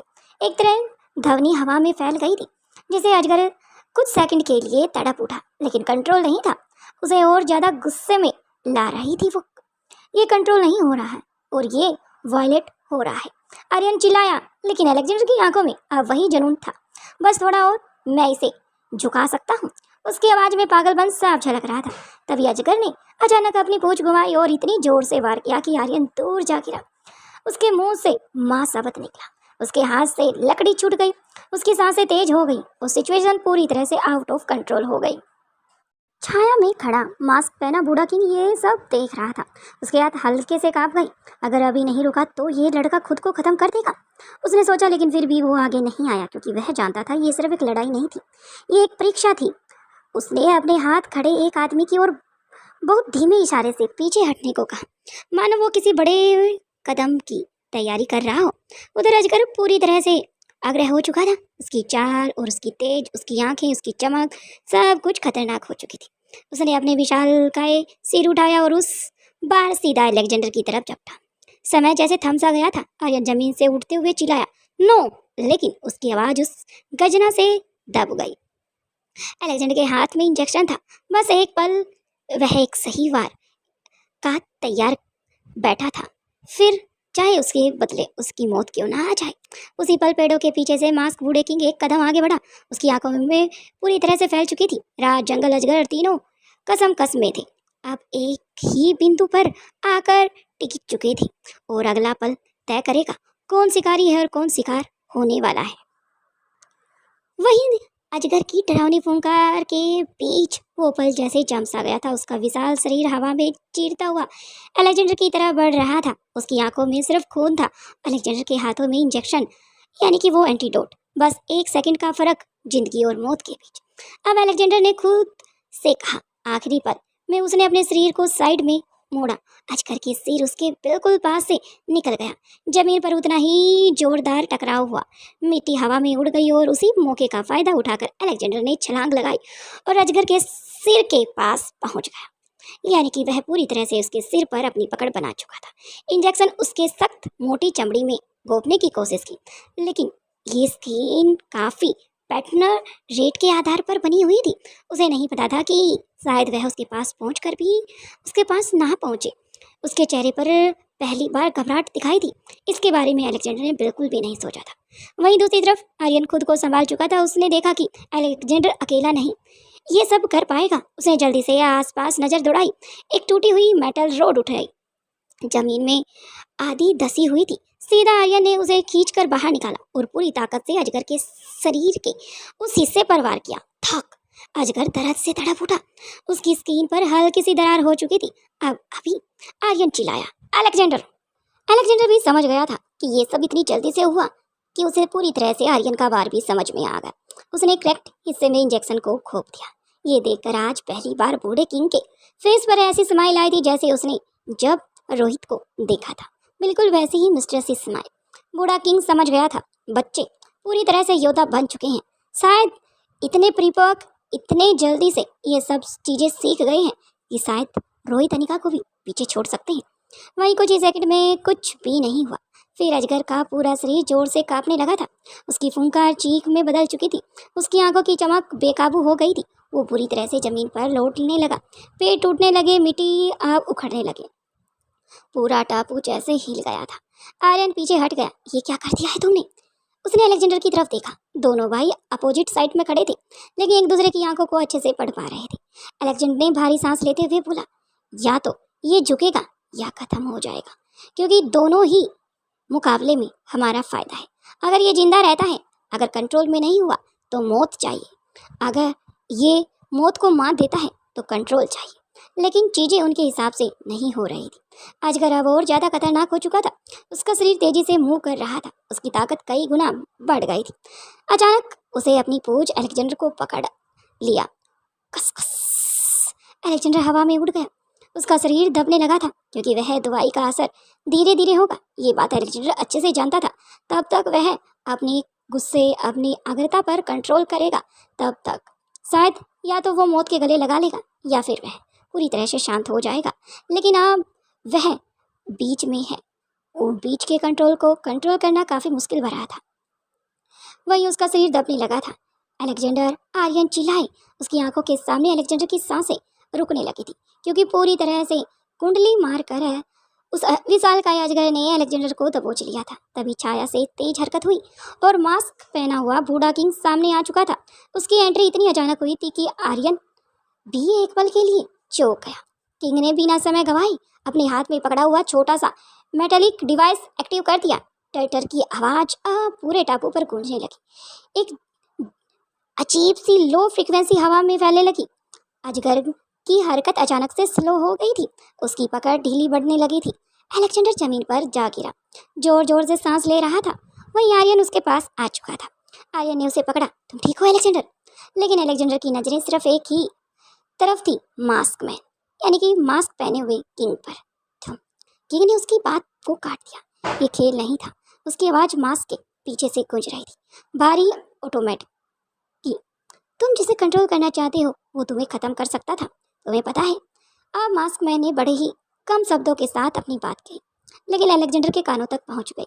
कुछ सेकंड के लिए तीनों के बीच अब साइलेंट छा गई थी, क्योंकि उस फ्रीक्वेंसी से अब वह विशालकाय अजगर जमीन पर लेटा हुआ तड़प रहा था। फिर किंग ने धीरे से अजगर की तरफ देखा। ये बनाया गया है, जिसने बनाया है वो छुपकर या कहीं और बैठकर ये सब देख रहा है या देखना चाहता है।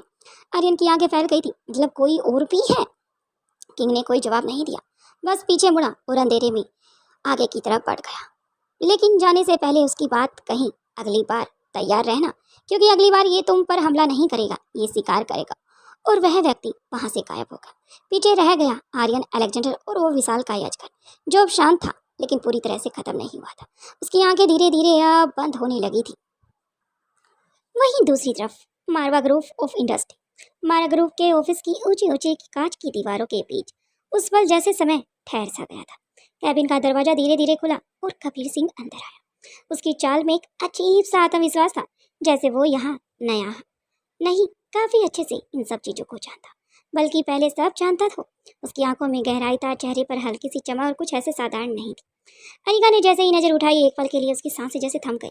वो चाहकर भी अपनी नजरें नहीं हटा पा रही थी, क्योंकि उसके चेहरे पर एक ऐसा तेजस और कलो था। उसकी आंखें सीधे कबीर की आंखों से जा टकराई, जैसे किसी पुराने एहसास को अचानक से दस्तक दे चुकी हो। उसके मन में एक हल्की सी बेचैनी उठी। ये कौन है? लेकिन वो सिर्फ एक सवाल नहीं था, वो एहसास था जो समझ नहीं पा रही थी अनिका। कबीर ने बिना झिझके उसकी आंखों में देखा, ना झुका ना डरा, जैसे वो अनिका को पढ़ रहा हो। वहीं गुड मॉर्निंग मैम, उसकी आवाज़ शांत थी लेकिन असरदार थी। अनिका ने जैसे ही अचानक होश में आई हो, उसने तुरंत खुद को संभाला और गुड मॉर्निंग विश की, लेकिन उसकी आवाज़ में ठंडापन नहीं था जो हर किसी के लिए होता है। पास खड़ा चिराग मेहता ये सब देख रहा था। उसके चेहरे पर हल्की सी नाराजगी साफ झलक रही थी। ये क्या हो रहा है, उसने मन ही मन सोचा, क्योंकि आज तक उसने अनिका को किसी के सामने यूं खोते हुए नहीं देखा जैसे कि अनिका मैडम खो गई थी, सिवाय रोहित के। चिराग की मुठ्ठियां हल्की सी भींच गई। उसे समझ नहीं आ रहा था कि वह अनिका मैडम पर गुस्सा करे या अपने आप पर करे या फिर रोहित के प्यार पर करे। ये लड़का ठीक नहीं लग रहा, शायद इसे जल्द से जल्द ऑफिस से बाहर निकल कर फेंकना होगा। अनिका ने खुद को पूरी तरह से संभालते हुए कहा, सो कबीर सिंह, आपकी प्रोफाइल इंप्रेसिव है। कबीर हल्का सा मुस्कुराया, थैंक यू मैम, लेकिन उसकी मुस्कान में छुपा हुआ था जैसे वो सिर्फ एम्प्लॉय नहीं बल्कि वह अनिका को इम्प्रेस करना चाहता हो। उसको किस डिपार्टमेंट में रखा जाए, अनिका बोल ही रही थी, तभी कबीर ने उसकी बात बीच में काट दी। जहाँ आप चाहे मैडम। कमरे में एक पल के लिए सन्नाटा था, क्योंकि मुझे 1 साल की ट्रेनिंग के लिए मारवा ऑफ इंडस्ट्री में छोड़ा गया है, ताकि मैं यहाँ पर रहकर रोहित सर की काबिलियत को जानूं और उनके बनाए हुए बिजनेस के सेटअप को अच्छे से जांच पड़ताल करूं। चिराग ने तुरंत रिएक्ट किया, एक्सक्यूज मी, यहाँ डिसाइड हम करते हैं, ना कि आप। कबीर ने उसकी तरफ देखा, बस एक नज़र। चिराग चुप हो गया। उस नज़र में कुछ ऐसा था जो अनकंफर्टेबल चिराग को कह रहा था। अनिका ने ये सब नोटिस किया। उसकी आंखें हल्की सी सिकुड़ी। इंटरेस्टिंग, उसने मन ही मन कहा, ये लड़का नॉर्मल नहीं है, कुछ तो है अंदर। क्या कोई वो इंसान है जो हमारे अंदर छुपे हुए व्यक्तियों के साथ मिलकर षड्यंत्र रच रहा है, मारवा ऑफ इंडस्ट्री को डुबाने के लिए? यानी कि देविका की कोई चाल तो नहीं? अब उसे अपने पर ही शक होने लगा था। अनिका ने कुछ समय के लिए कबीर सिंह को देखा, फिर उसे अपने पर पूरी तरह से गुस्सा आने लगा कि वह कबीर की तरफ क्यों देखी, क्योंकि उसे पता था देविका कोई भी चाल चल सकती है। अनिका ने फिर पूरी तरह से कॉन्फिडेंस और पूरी तरह से क्लैमली तरीके से कहा, मिस्टर कबीर, आप फिलहाल मेरे अंडर काम करेंगे। चिराग चौंक गया, मैम आप? लेकिन अनिका ने उसे एक नज़र से चुप कर दिया। I said I work with him. Kabir के होठों पर हल्की सी मुस्कान आई। एज यू विश से। जैसे ही कबीर बाहर जाने लगा, उसने एक पल के लिए फिर पीछे मुड़कर अनिका को देखा, और उस नज़र में जैसे कुछ बहुत कुछ छुपा था। वहीं दरवाजा बंद हुआ। कमरे में सिर्फ अनिका और चिराग रह गए थे। चिराग ने तुरंत कहा, मैम मुझे ये लड़का कुछ ठीक नहीं लगता। अनिका खामोश रही। उसकी आंखें अब भी दरवाजे की तरफ थी। फिर धीरे से बोली, मुझे भी, क्योंकि अगर जिस पर हमें शक है, अगर हम उसे साथ पर रखें तो हमें अलग से उस पर नजर रखने की कोई जरूरत नहीं है मिस्टर चिराग मेहता। चिराग जो गया तो फिर अनिका ने उसकी तरफ देखा, इसलिए मैं इसे अपने पास रख रही हूँ, दूर नहीं। उसकी आंखों में अब पुरानी कोल्ड कॉन्फिडेंस लौट आया था, क्योंकि कुछ लोग जितने पास होते हैं उतने ही जल्दी एक्सपोज हो जाते हैं। ये सुनकर चिराग मेहता भी अब अनिका की तरफ देख रहा था। शायद अनिका मैडम उसमें कुछ ऐसी कमी ढूंढ रही थी जिसे कि वह उस व्यक्ति के कॉन्फिडेंस को पूरी तरह से लो कर सके, लेकिन ऐसा नहीं हुआ। अनिका नहीं जानती थी कि इस बार खेल उतना आसान नहीं था, क्योंकि कबीर सिंह सिर्फ एक एम्प्लॉय नहीं था, पूरी तरह से एक रजिस्टर भी था। उसे नहीं पता था कि कबीर ने जो प्रोफाइल, जो डाटा, जो फाइल सबमिट कराई थी वह पूरी तरह ठीक थी या नहीं, क्योंकि अनिका ने इसकी जांच पड़ताल के लिए चिराग को पहले ही बोल दिया था। शायद उसका कनेक्शन सीधे उस अतीत से है जिसे अनिका भूलना चाहती है। वहीं कबीर सिंह अनिका के कैबिन से निकलकर सीधा ही अपने कैबिन में आ चुका था। दरवाजा हल्के से बंद हुआ और वो कुछ पल वहीं खड़ा रहा, जैसे खुद को संभाल रहा हो, शायद किसी एहसास को। उसे अनिका को देखकर काफी अच्छा लगा। शायद अनिका पहली नजर में उसे भा गई थी। उसने धीरे से गहरी सांस ली, फिर आगे बढ़कर अपनी कुर्सी पर बैठ गए। अनिका से पहली मुलाकात अब भी कबीर सिंह को पूरी तरह से अंदर से रूबरू कर रही थी। अनिका की वो प्यारी प्यारी आंखें, अनिका की वो हल्की सी मिस्ट्रेसी स्माइल अब भी कबीर सिंह के दिमाग में छाई हुई थी। अब वह आराम से बैठ जाता है और सोच में गुम हो जाता है। जितना मैंने सुना था अनिका मैडम के लिए, अनिका मैडम के बारे में, वो सब काफ़ी फीका है और काफ़ी कम भी है। टेबल पर रखी फाइलें को उसने एक एक करके खोलना शुरू किया, लेकिन उसका ध्यान सिर्फ कागजों पर नहीं था। हर फाइल के साथ उसकी आंखें एक अलग ही चमका रही थी, जैसे सिर्फ काम नहीं, वह सिस्टम पढ़ रहा हो और अनिका को जानने की कोशिश कर रहा। वहीं दूसरी तरफ अनिका अपने कैबिन में बैठी साफ देख रही थी। उसके सामने मॉनिटर स्क्रीन पर कबीर सिंह के मूवमेंट क्लियर दिखाई दे रहे थे। वो चुपचाप ऑब्जर्व कर रही थी, बिना किसी एक्सपोजिशन के साथ, लेकिन अंदर कुछ और चल रहा था। ये लड़का इतना क्लैम कैसे हो सकता है, या ये देविका की कोई बड़ी चाल है, शायद ये कुछ ऐसा ही है। कबीर बिना किसी हैरियप के हर फाइल को डिटेल पढ़ रहा था, बीच बीच में कुछ नोट भी कर रहा था। ना कोई पैनिक था, ना कोई इम्प्रेशन था और ना कोई ऐसी बात थी जो उसकी आंखों और उसके माथे पर दिखाई दे रही थी। पूरी तरह से शांत था और अपने काम पर फोकस था। अनिका की आंखें थोड़ी सी नम हो गई क्योंकि उसे रोहित की याद आ रही थी। ये सोच रही थी, उसका दिल एक पल के लिए रुक गया। उसने तुरंत अपना ध्यान हटाने की कोशिश की। नो स्टॉप अनिका, तुम कंपेयर नहीं कर सकती इसको अपने रोहित से। लेकिन नजरें फिर भी स्क्रीन पर टिकी हुई थी। कबीर ने अचानक पेन उठाया और टेबल पर हल्के हल्के टैप करने लगा। टिक टिक टिक टिक। अनिका फ्रीज हो गई। ये रिदम, ये हैबिट जो रोहित की थी, उसकी आंखों में अपने आप कस गई। इम्पॉसिबल, उसने धीरे से कहा।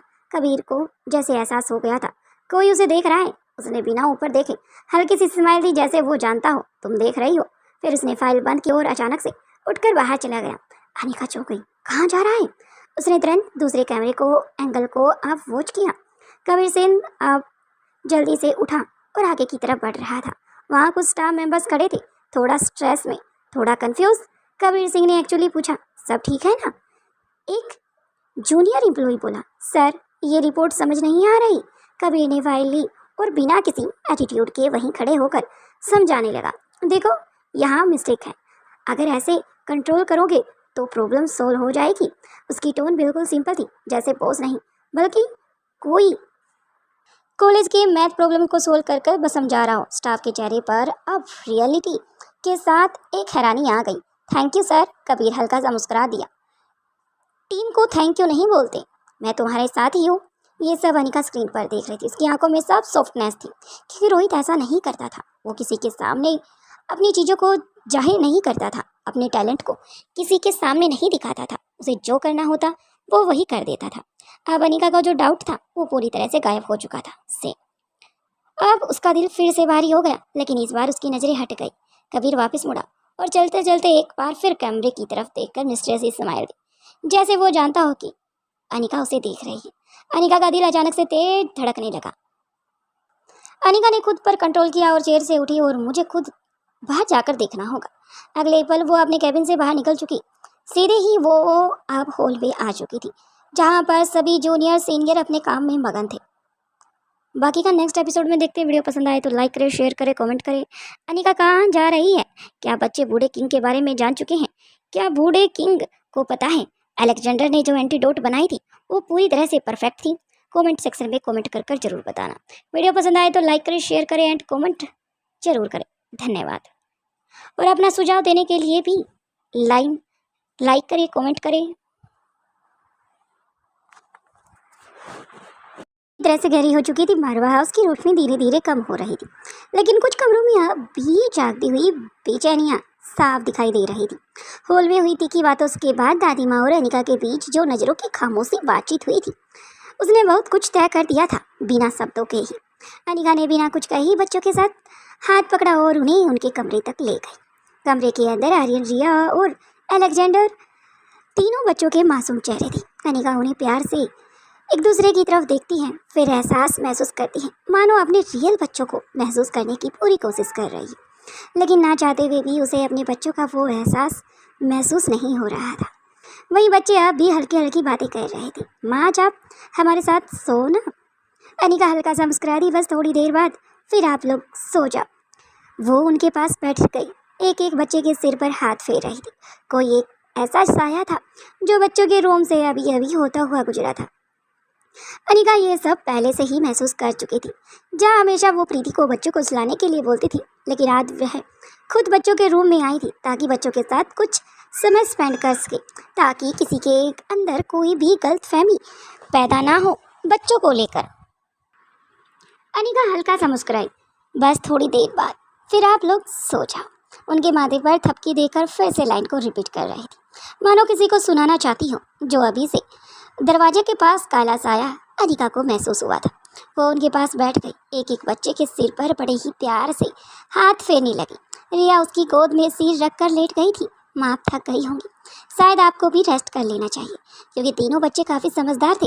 भले ही वो रोबोट क्यों ना थे, लेकिन उनके अंदर तीनों बच्चों की जो IQ लेवल था उसके अकॉर्डिंग ही उनके अंदर चिप को फिट कर दिया गया था। हर डे उन्हें अपडेट कर दिया जाता था। जहाँ सभी रात के समय सोते थे, वहाँ यानी बच्चों के रूम में आकर उन्हें पूरी तरह से नए तरीके से उनके अंदर कुछ ऐसी चीज़ें डालती जैसे कि बच्चों पर किसी तरह का कोई भी शक की गुंजाइश पैदा ही ना हो। अब अनिका की आंखों में हल्की सी नमी आ गई थी। नहीं, जब तुम लोग पास होते हो ना तो सारी थकान चली जाती है। आर्यन धीरे से बोला, माँ सब ठीक हो जाएगा, है ना? और शायद हमारे डैड भी हमारे पास आ जाएंगे। ये सवाल सुनकर अनिका कुछ सेकंड के लिए चुप हो गई। फिर उसने हल्की सी मुस्कान के साथ कहा, हाँ हाँ बेटा, सब ठीक हो जाएगा। लेकिन उसके दिल में तूफान चल रहा था। कुछ ही देर में बच्चे उसकी गोद में सो गए। उनकी मासूम सांसें, उनके चेहरे की शांति उन्हें देखते हुए खो सी गई। ये मेरे ही ताकत है, उसने धीरे से खुद से कहा। वो उठी, बच्चों को अच्छे से कंबल उठाया और उनके माथे को चूमा और फिर धीरे से अपने कमरे की तरफ चले गए। अब वो परछाई पूरी तरह से गायब हो चुकी थी। शायद अनिका की बातें उसने सुन ली थी, लेकिन अनिका के फेस पर एक शातिर स्माइल थी। जो वो देखना चाहते थे उन्हें वो दिखा दिया गया था। अब अनिका अपने बेडरूम में चली जाती है। अनिका का कमरा पूरी तरह से शांत था, सिर्फ लैपटॉप की नीली रोशनी। अनिका बेड पर बैठी थी, लेकिन उसकी नज़रें स्क्रीन पर ही नहीं थी, कहीं और गुम थी।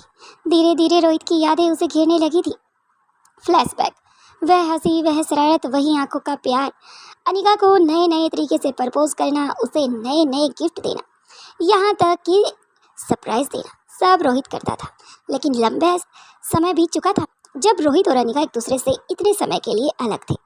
भले ही अनिका और रोहित एक दूसरे के लिए दिलों में जिंदा थे, लेकिन रियलिटी में एक दूसरे से काफ़ी दूर हो चुके थे।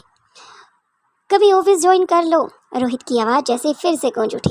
मैं पूरे दिन तुम्हें देखता रहूँगा। अनिका की वो सपने जो सुबह उसे गाड़ी में बैठते वक्त आए थे, वो हल्की हल्की धुंधली यादें अनिका को फिर से घेरने लग जाती हैं। मानो अनिका को रोहित की बहुत ज़्यादा याद आ रही थी। ना रोहित के पास कोई फ़ोन था, ना कबीले के पास वो कोई भी कॉल लगा सकती थी, क्योंकि उसे पता था कि उसकी नंबर ट्रेस हो सकती है। शायद उसका दुश्मन काफ़ी शातिर है, इसलिए तो उसकी माँ ने रोहित को वहीं पर रखने का लिए कहा था। अनिका की आंखों से आंसू आ गए थे। तुम्हें तो बस बहाने चाहिए थे, उसने हल्की सी मुस्कान के साथ खुद से ही कहा। फिर वह बालकनी की तरफ आ गई, चांद को देखने लगी। अब रोहित के बारे में अनिका सोचने गुम हो जाती है। अनिका ने अब बालकनी में आके दोनों हाथ ग्रिलिंग पर रख लिए थे और चांद की तरफ देख रही थी। रात का सन्नाटा, हल्की ठंडी हवा अनिका की बालकनी में खड़ी। उसके सामने आसमान में पूरा चांद चमक रहा था। उसकी आंखों में हल्की सी नमी, जैसे कोई अधूरी कहानी अब भी दिल में चल रही हो। वहाँ चांद को देखती और धीरे धीरे एक फ्लैशबैक अनिका के सामने शुरू हो जाता है। कुछ महीनों पहले छत पर हल्की रोशनी, चारों तरफ सुकून था। अनिका चुपचाप खड़ी थी और रोहित उसके पास आता है। रोहित मुस्कुराते हुए गहरी नज़रों से, तुम जानती हो अनिका, लोग कहते हैं चांद बहुत खूबसूरत होता है। अनिका हल्का सा मुस्कुरा दी, हाँ होता तो है, मुझे भी पता है। रोहित उसकी तरफ उसके करीब आते हुए, रोहित ने बड़े ही धीरे से अपने शब्दों को बयां किया, पर आज मुझे लग रहा है चांद भी तुम्हारे सामने फीका है। अनिका चौंक जाती है, उसकी धड़कनें तेज हो जाती हैं। रोहित की तरफ फटी हुई आंखों से देखती है। रोहित इमोशनल हो जाता है। जब तुम पास होती हो ना तो लगता है जैसे पूरी दुनिया रुक गई हो, जैसे मैं किसी और ही सफ़र पर निकल गया हूँ। एक ऐसा सफ़र जहाँ बस तुम्हें हो और तुम्हारी मुस्कान हो। अनिका की आंखों में आंसू आ जाते हैं। वह कुछ बोल ही नहीं पाई, बस उसे महसूस करने लगी, क्योंकि अनिका को महसूस हो रहा था कि शायद रोहित की लाइफ में अनिका के आने से उसकी लाइफ भी काफ़ी मुश्किल भरी हो गई है। रोहित उसका हाथ पकड़ता है। अनिका, तुम सिर्फ मेरी पसंद नहीं हो, तुम मेरी आदत बन चुकी हो। मेरा सुकून, मेरी दुनिया, मेरा एहसास, मेरा अपनापन, मेरी आत्मा, सब तुम हो। हवा चलती है और दोनों के बीच एक गहरी खामोशी प्यार में महसूस होने लग जाती है। जहाँ रात थी और चांद पूरा निकला हुआ था, साथ में उन दोनों की परछाई। फ्लैशबैक खत्म होता है जब अनिका का आंसू अनिका के हाथों पर गिरता है, लेकिन इस बार दर्द का नहीं था, एक खूबसूरत याद का था जो अनिका ने महसूस किया था। अब अनिका को एहसास होता है कि लोग क्यों कहते हैं जब इंसान पास नहीं होता, जब वह उससे दूर हो जाता है। अगर वो इंसान उससे दिल से प्यार करता है तो शायद वह उसकी यादों के सहारे ही अपना जीवन व्यतीत कर सकता है। वह चांद की तरफ देखकर हल्का सा मुस्कुरा रही थी, मानो चांद में ही अनिका को रोहित का चेहरा नजर आ रहा था। अनिका ने धीरे से साथ सच में आज की चांद तुम्हारे सामने फीका है रोहित। हवा फिर से चलती है जैसे रोहित की मौजूदगी आज भी उसके आसपास ही थी। प्यार सिर्फ शब्दों में नहीं होता, वो एहसास में होता है, और जब वो सच्चा हो तो चांद भी फीका पड़ता है। ये रोहित की लाइनें अनिका के दिमाग में घूम रही थी। ना चाहते हुए भी अनिका को महसूस हो रहा था मानो रोहित उसके साथ खड़ा है और उसे छेड़ रहा है। अनिका शर्मा कर अब अंदर अपने रूम में चली जाती है। अनिका कमरे में आ चुकी थी। हकीकत कुछ अलग ही थी, सिर्फ खामोशी थी। अनिका ने आंखें बंद की और धीरे से फुसफुसाई, रोहित तुम हो ना? उसका दिल जानता था रोहित जिंदा है और कबीले में है, लेकिन उसे दूर है, बहुत दूर। लेकिन उसकी पहुंच और उसकी सांसों से दूर नहीं। उसकी आंखों से आंसू बह निकले। रोहित हम बहुत जल्द एक साथ रहेंगे, अपने परिवार को पूरा करेंगे। उसकी आवाज़ अब मजबूत थी, जो भी करना पड़े मैं करूंगी। वहीं दूसरी तरफ हंसराज का कमरे में तेज कदमों की आवाज़ गूंज रही थी। हंसराज गुस्से से इधर उधर टहल रहा था। ये लड़की इतनी जल्दी खेल पलट देगी, सोचा नहीं था मैंने। उसने दांत बीचते हुए कहा। पीयूष भी वहीं खड़ा था, परेशान घबराया हुआ। अगर दादी माँ ने अनिका का साथ दिया तो? हंसराज रुक गया, उसकी आंखें ठंडी हो गई। तो हमारा खेल खत्म हो जाएगा। जो भी हमने हासिल किया है शायद उसके साथ सूद समेत हमें वापस करना पड़े। कमरे में सन्नाटा छा गया था। वहीं दूसरी तरफ देविका अपने कमरे में खड़ी थी, मिरर के सामने। उसके चेहरे पर गुस्सा साफ दिखाई दे रहा था। जहां पर पीयूष और हंसराज बातें कर रहे थे, वहीं दूसरी तरफ अब देविका के चेहरे पर गुस्सा साफ झलक रहा था। उसे अनिका के नाम से ही पहले नफरत थी, लेकिन अब कुछ ज्यादा ही हो गई थी। तुमने आज मुझे अनिका तुम्हारी वजह से तुमने आज मुझे अंडरस्टिमेट कर दिया है, उसने धीरे से कहा। लेकिन अभी खेल खत्म नहीं हुआ है अनिका। तुम्हें पता नहीं है कि मैंने आखिरी दांव चला नहीं है। जहां मैंने हंसराज को अपना बना लिया, हंसराज को आशा को छोड़ने पर मजबूर कर दिया, यहाँ तक कि उसके अपने बच्चे को भी मैंने उससे अलग कर दिया। उसकी आंखों में खतरनाक चमक आ गई थी। अगली चाल तुम सोच भी नहीं पाओगी। वापस अनिका बेड पर बैठी थी। लैपटॉप स्क्रीन बंद हो चुकी थी, लेकिन उसकी आंखों में अब आंसू नहीं थे, सिर्फ डिटरमाइनेशन था। अब कोई गलती नहीं होगी, ना बिजनेस में ना फैमिली में। उसने धीरे से लेटते हुए आंखें बंद की, लेकिन नींद नहीं थी। आज भी उसे दूरी थी, क्योंकि एक तरफ प्यार की यादें थी तो दूसरी तरफ लड़ाई की शुरुआत थी। और अनिका अब दोनों के बीच खड़ी थी। शायद उसकी माँ की बातें उसे याद आ रही थी कि शायद अनिका तुम दुनिया से जीत सकती हो, बड़े बड़े दुश्मनों से लड़ सकती हो, लेकिन जब दुश्मन घर में ही चुप कर बैठा हो और घर में ही वार कर रहा हो, परिवार को तोड़ने का काम कर रहा हो, तो शायद तुम्हारे पैर एक पल के लिए डगमगा जाए। अपनी माँ की बात याद आते ही अनिका को कुछ अजीब सा एहसास हुआ। अनिका जल्दी से वॉशरूम से होते हुए अंडरग्राउंड लैब में पहुंच जाती है। इधर उधर देखने के बाद उसे कहीं नहीं दिखाई देती। वहाँ पहले से ही एनी मौजूद थी, जो कुछ काम कर रही थी, कुछ फाइलें तैयार कर रही थी और नए प्रोजेक्ट पर काम कर रही थी। उसने एनी से पूछा कि स्वाति कहाँ है? इस पर एनी ने जवाब दिया, मुझे नहीं पता मैडम। उसने रोबोटिक आवाज़ के साथ कहा, मैडम तो सुबह से ही कहीं चली गई हैं और शायद कई दिनों से जा रही हैं। इतना कहना ही था कि अनिका आराम से बैठ जाती है। वो समझने की कोशिश कर रही थी कि आखिर स्वाति जा कहाँ रही है, वो भी कई दिनों से, और माँ ने मुझे पहले क्यों नहीं बताया। वहीं रात का सन्नाटा अब गहरा हो चुका था, लेकिन खामोशी के पीछे साजिश जग चुकी थी। देविका का कमरा। देविका खिड़की के पास खड़ी थी। उसकी आंखें अंधेरे में कहीं दूर टिकी हुई थी, लेकिन दिमाग पूरी तरह से जाग रहा था। उसने धीरे से अपना फ़ोन उठाया, एक सीक्रेट नंबर पर डायल किया। काम पूरा करो और काम को जल्द से जल्द शुरू करो, और जल्द से जल्द मुझे पूरा चाहिए। उसकी आवाज़ धीमी थी लेकिन काफ़ी खतरनाक थी। मुझे अनिका की हर हरकत पर नज़र चाहिए, और उसकी एक ऐसी गलती जो उसे सबके सामने गिरा सके। फ़ोन की दूसरी तरफ से सिर्फ एक शब्द आया, समझ गया मैडम। कॉल कट गया। देविका की होठों पर हल्की सी मुस्कान आई। अब देखती हूँ तुम कैसे बचती हो देविका के पंजों से। तुम कितनी परफेक्ट हो अनिका, ये पता चल जाएगा। उसने मिरर में खुद को देखा और अपने बालों में से हाथ फेरा। एक कातिलाना लुक अब उसका दिखाई दे रहा था। ये वो देविका दिखाई नहीं दे रही थी जो सीधी सिंपल, जो सभी के सामने दिखाई दे रही थी। अब फिलहाल उसका एक अलग ही होता था, एक अलग ही रूप मिरर के अंदर दिखाई दे रहा था। मैं तुम्हें तुम्हारी ही चाल में फंसाऊंगी अनिका। और फिर उसने अपने ड्रॉर की तरफ बढ़ गई। ड्रॉर से कुछ पेपर्स निकाले। Fake document, forget signature. कल बोर्ड रूम के सामने तुम्हारा असली चेहरा दिखेगा। उसकी आंखों में अब सिर्फ चालाकी नहीं, एक ऑप्शन भी था। वहीं दूसरी तरफ हंसराज का कमरा। हंसराज अभी सो नहीं पा रहा था। वह अपने स्टडी टेबल पर बैठा हुआ था। उसके सामने कंपनी की फाइलें फैली हुई थी, क्योंकि उसे कल तक सब कुछ ठीक करना था। लेकिन उसका ध्यान कहीं और था, अनिका पर। उसने धीरे से नाम लिया। तुमने आज जो किया उसका जवाब तुम्हें मिलेगा अनिका। पीयूष जो वहीं खड़ा था, उसने हाथ रखते हुए कहा, अंकल सब ठीक हो जाएगा। अब क्या करोगे? हंसराज ने उसकी तरफ देखा। हम सीधा वार नहीं करेंगे, इस बार दिमाग से खेलेंगे। उसने धीरे से एक फाइल उसकी तरफ बढ़ा दी। ये देखो। पीयूष ने फाइल खोली और उसमें कुछ पुराने कॉन्ट्रैक्ट थे, जिनमें से कुछ क्लासेस थे और कुछ टेक्निक के थे।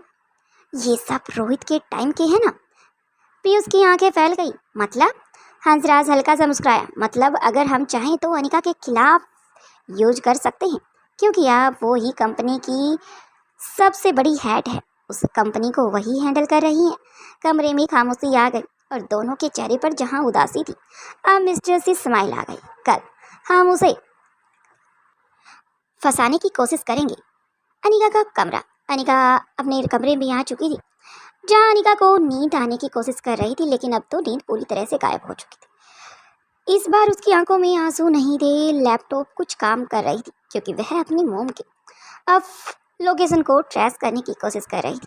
अनिका को भी पता था कि उसकी माँ के नंबर को ट्रेस करना कितना मुश्किल था, लेकिन वह हार मानने वालों में से तो नहीं थी। काफ़ी कोशिश करने के बाद भी अनिका को कुछ हाथ नहीं लगा। तभी अनिका को लगा कि शायद वह दोबारा अपने ऑफिस की फाइलों को चेक कर लेती है। फाइल ओपन हुई, रीसेंट होने लगी। अनिका उन्हें चेक करने लगी, क्योंकि अनिका को नींद नहीं आ रही थी। इसलिए अनिका अपने दिमाग को शांत करने के लिए काम में बिजी रखना चाहती थी। वहीं स्क्रीन ब्लिंक हुई। एक अननोन फाइल ऑटो ओपन होने लगी। अनिका की आंखें सिकुड़ गई। ये? उसने तुरंत सिस्टम को स्कैन किया और someone tried to access my system. उसकी आवाज़ धीमी थी, लेकिन अलर्ट टाइप की थी। उसने तुरंत फाइल को एक्टिव किया और ट्रैक करने लगी। कुछ सेकंड के बाद लोकेशन ट्रैक नहीं हुई। स्मार्ट, उसने धीरे से कहा, लेकिन मैं भी कम नहीं हूँ। उसने तुरंत एक कंट्रोल ट्रैप सेट कर दिया। अब जो भी दोबारा कोशिश करेगा सीधा मेरे पास आएगा। उसकी आंखों में अब वही ठंडा कॉन्फिडेंस लौट आया था। Game on. सुबह की हल्की धूप कांच की ऊंची इमारतों पर पड़ रही थी। मारवा ग्रोव ऑफिस फिर से किसी रणनीति की तरह तैयार था, लेकिन इस बार चालें और भी गहरी हो चुकी थी। अनिका अपने कैबिन में आकर बैठ चुकी थी। चेहरा शांत था, आंखें सीधी जैसे कुछ हुआ ही ना हो, लेकिन अंदर ही अंदर वो हर चाल समझ चुकी थी। चिराग मेहता सामने खड़ा था। मैम, आज की बोर्डर मीटिंग के बारे में सब तैयार है, अनिका ने कहा, हल्का सा मुस्कुराते हुए। गुड चिराग मेहता। फिर उसने धीरे से कहा, और जो मैंने कहा है वो? चिराग की आंखों में हल्की सी चमक आई। सब अरेंज हो चुका है। अनिका के होठों पर हल्की सी मुस्कान थी। परफेक्ट। लेकिन बाहर कहानी कुछ और ही थी। देविका कॉरिडोर में खड़ी थी। हाथ में कुछ फाइल से थी, चेहरे पर चित की झलक थी। हंसराज उसके पास आया। आज खेल खत्म हो जाएगा। देविका हल्का सा हंसी। अनिका आज खुद को अपने ही जाल में फंसेगी। हमने जो चाहा था वो एक्चुअली वही कर रही है। दोनों को लग रहा था वो जीत चुके हैं, क्योंकि अनिका वही फैसले ले रही थी। वह ऑपरेशन ऑपरेट कर रही थी जो वो चाह रही थी, वो जो चाहते थे। लेकिन उन्हें नहीं पता था ये सब अनिका की स्ट्रेटजी का एक छोटा सा हिस्सा था। एक ट्विस्ट न्यू एंट्री का था। ऑफिस में गेट खुला और एक नई एंट्री हुई। पूरा रिसेप्शन एरिया एक पल के लिए फ्रीज हो गया। हर कोई बस उसी तरफ देख रहा था। वो यंग पर्सन था। पर्सनैलिटी काफ़ी अच्छी थी। हाइट करीब 6 फुट, आंखें काफ़ी गहरी और कुछ अजीब सी थी। और साथ में उसका हेयर स्टाइल से लेकर आउटफिट बिल्कुल परफेक्ट। मानो बिल्कुल एक ऐसा तरीका था जो पूरी तरह से वह अपने अंदर मैनेज करके चल रहा था। चाहे वो लड़की हो चाहे लड़का हो, हर कोई बस उसे देखता जा रहा था। ये कौन है? किसी ने धीरे से पूछा। न्यू एम्प्लॉय, किसी ने जवाब दिया। लेकिन बात इतनी सिंपल नहीं थी। वह सीधा ही लिफ्ट की तरफ बढ़ गया। लेकिन बात इतनी सिंपल नहीं थी। वो सीधा ही आगे की तरफ बढ़ता जा रहा था। लिफ्ट में चढ़ चुका था बिना किसी हेजिटेशन के। सुबह का वक्त, अनिका का वो ऑफिस। अनिका अपने ऑफिस में बैठी थी। सामने लैपटॉप खुला था, लेकिन उसका ध्यान कहीं और था। शायद कल रात के ख्यालों से उसे दिल के अंदर एक अजीब सी बेचैनी हो रही थी। ऑफिस का माहौल हमेशा की तरह बिजी था। लोग इधर उधर जा रहे थे, मीटिंग चल रही थी, लेकिन आज कुछ अलग होने वाला था। ऑफिस का गेट धीरे धीरे खुलता है। एक शख्स अंदर आता है। जहां आप सेकंड फ्लोर पर वह शख्स पहुंच चुका था। Black formal suit, perfect fitting, बालों का स्टाइल पूरी तरह से काफी एलिगेटर, हल्की दाढ़ी, आंखों में अजीब सा आत्मविश्वास और चेहरे पर ठंडा सुकून। वह कोई और नहीं बल्कि कबीर था। लेकिन अब वो पूरी तरह से आगे की तरफ आत्मविश्वास के साथ बढ़ रहा था। उसकी चाल में एक अलग सा ठहराव था, जैसे हर कदम को सोच समझ कर रख रहा हो। कबीर की नजरें चारों तरफ घूम रही थी। रिसेप्शन पर बैठी लड़की उसे देखती जा रही थी। ये कौन है? जहां से कबीर गुजर रहा था वहां से सभी की नजरें कबीर पर ठहरी हुई थी। कॉरिडोर में चलते हुए लोग धीरे धीरे रुकने लगे थे। सबकी नजरें उसी पर टिकी थी। कोई आगे की तरफ देख रहा था, जहां से वो आगे की तरफ बढ़ जाता तो जाते हुए कबीर को पीछे से भी देख रहे थे। कुछ लोग आपस में फिर वहां पर भी फुसफुसाने लगे। शायद नया क्लाइंट है, या अनिका मैडम ने किसी और को एम्प्लॉय को रखा है, या कोई और किसी मीटिंग के सिलसिले में आया है। लेकिन किसी को नहीं पता था कि ये कौन है, जिसे वो पहले से जानते नहीं है। लेकिन उन्हें कुछ अजीब सा लग रहा था। वहीं धीरे धीरे करके अब कबीर ऑफिस के अंदर बढ़ जाता है। उसकी आंखें हर चीज को बड़े ही ध्यान से निहार रही थी, जैसे इस जगह को पहले से ही जानता हो, लेकिन फिर भी अनजानी नजरों से देख रहा हो। मन में आज से सब कुछ बदल जा रहा था। उसे एक एहसास घेरे हुए था। उसे डर लग रहा था, एजिटेशन हो रही थी, क्योंकि आज उसकी मुलाकात अनिका, आयुर्वेदा या ये कहा जाए मेडिकल दुनिया की सबसे बड़ी डॉक्टर से होने वाली थी। वह तो बस उसे की एक झलक पाना चाहता था। वहीं अनिका अपने कैबिन में आराम से आकर मीटिंग को फिनिश कर बैठ चुकी थी। उसे बाहर की हलचल का थोड़ा थोड़ा एहसास होने लगा था। वह सिर उठाकर ग्लास डोर की तरफ देखती है। एक परछाई धीरे धीरे उसके कैबिन की तरफ बढ़ रही थी, जहां पर चिराग मेहता उस शख्स को रोकता है। लेकिन वह चिराग मेहता के सामने अपनी फाइलें रख देता है।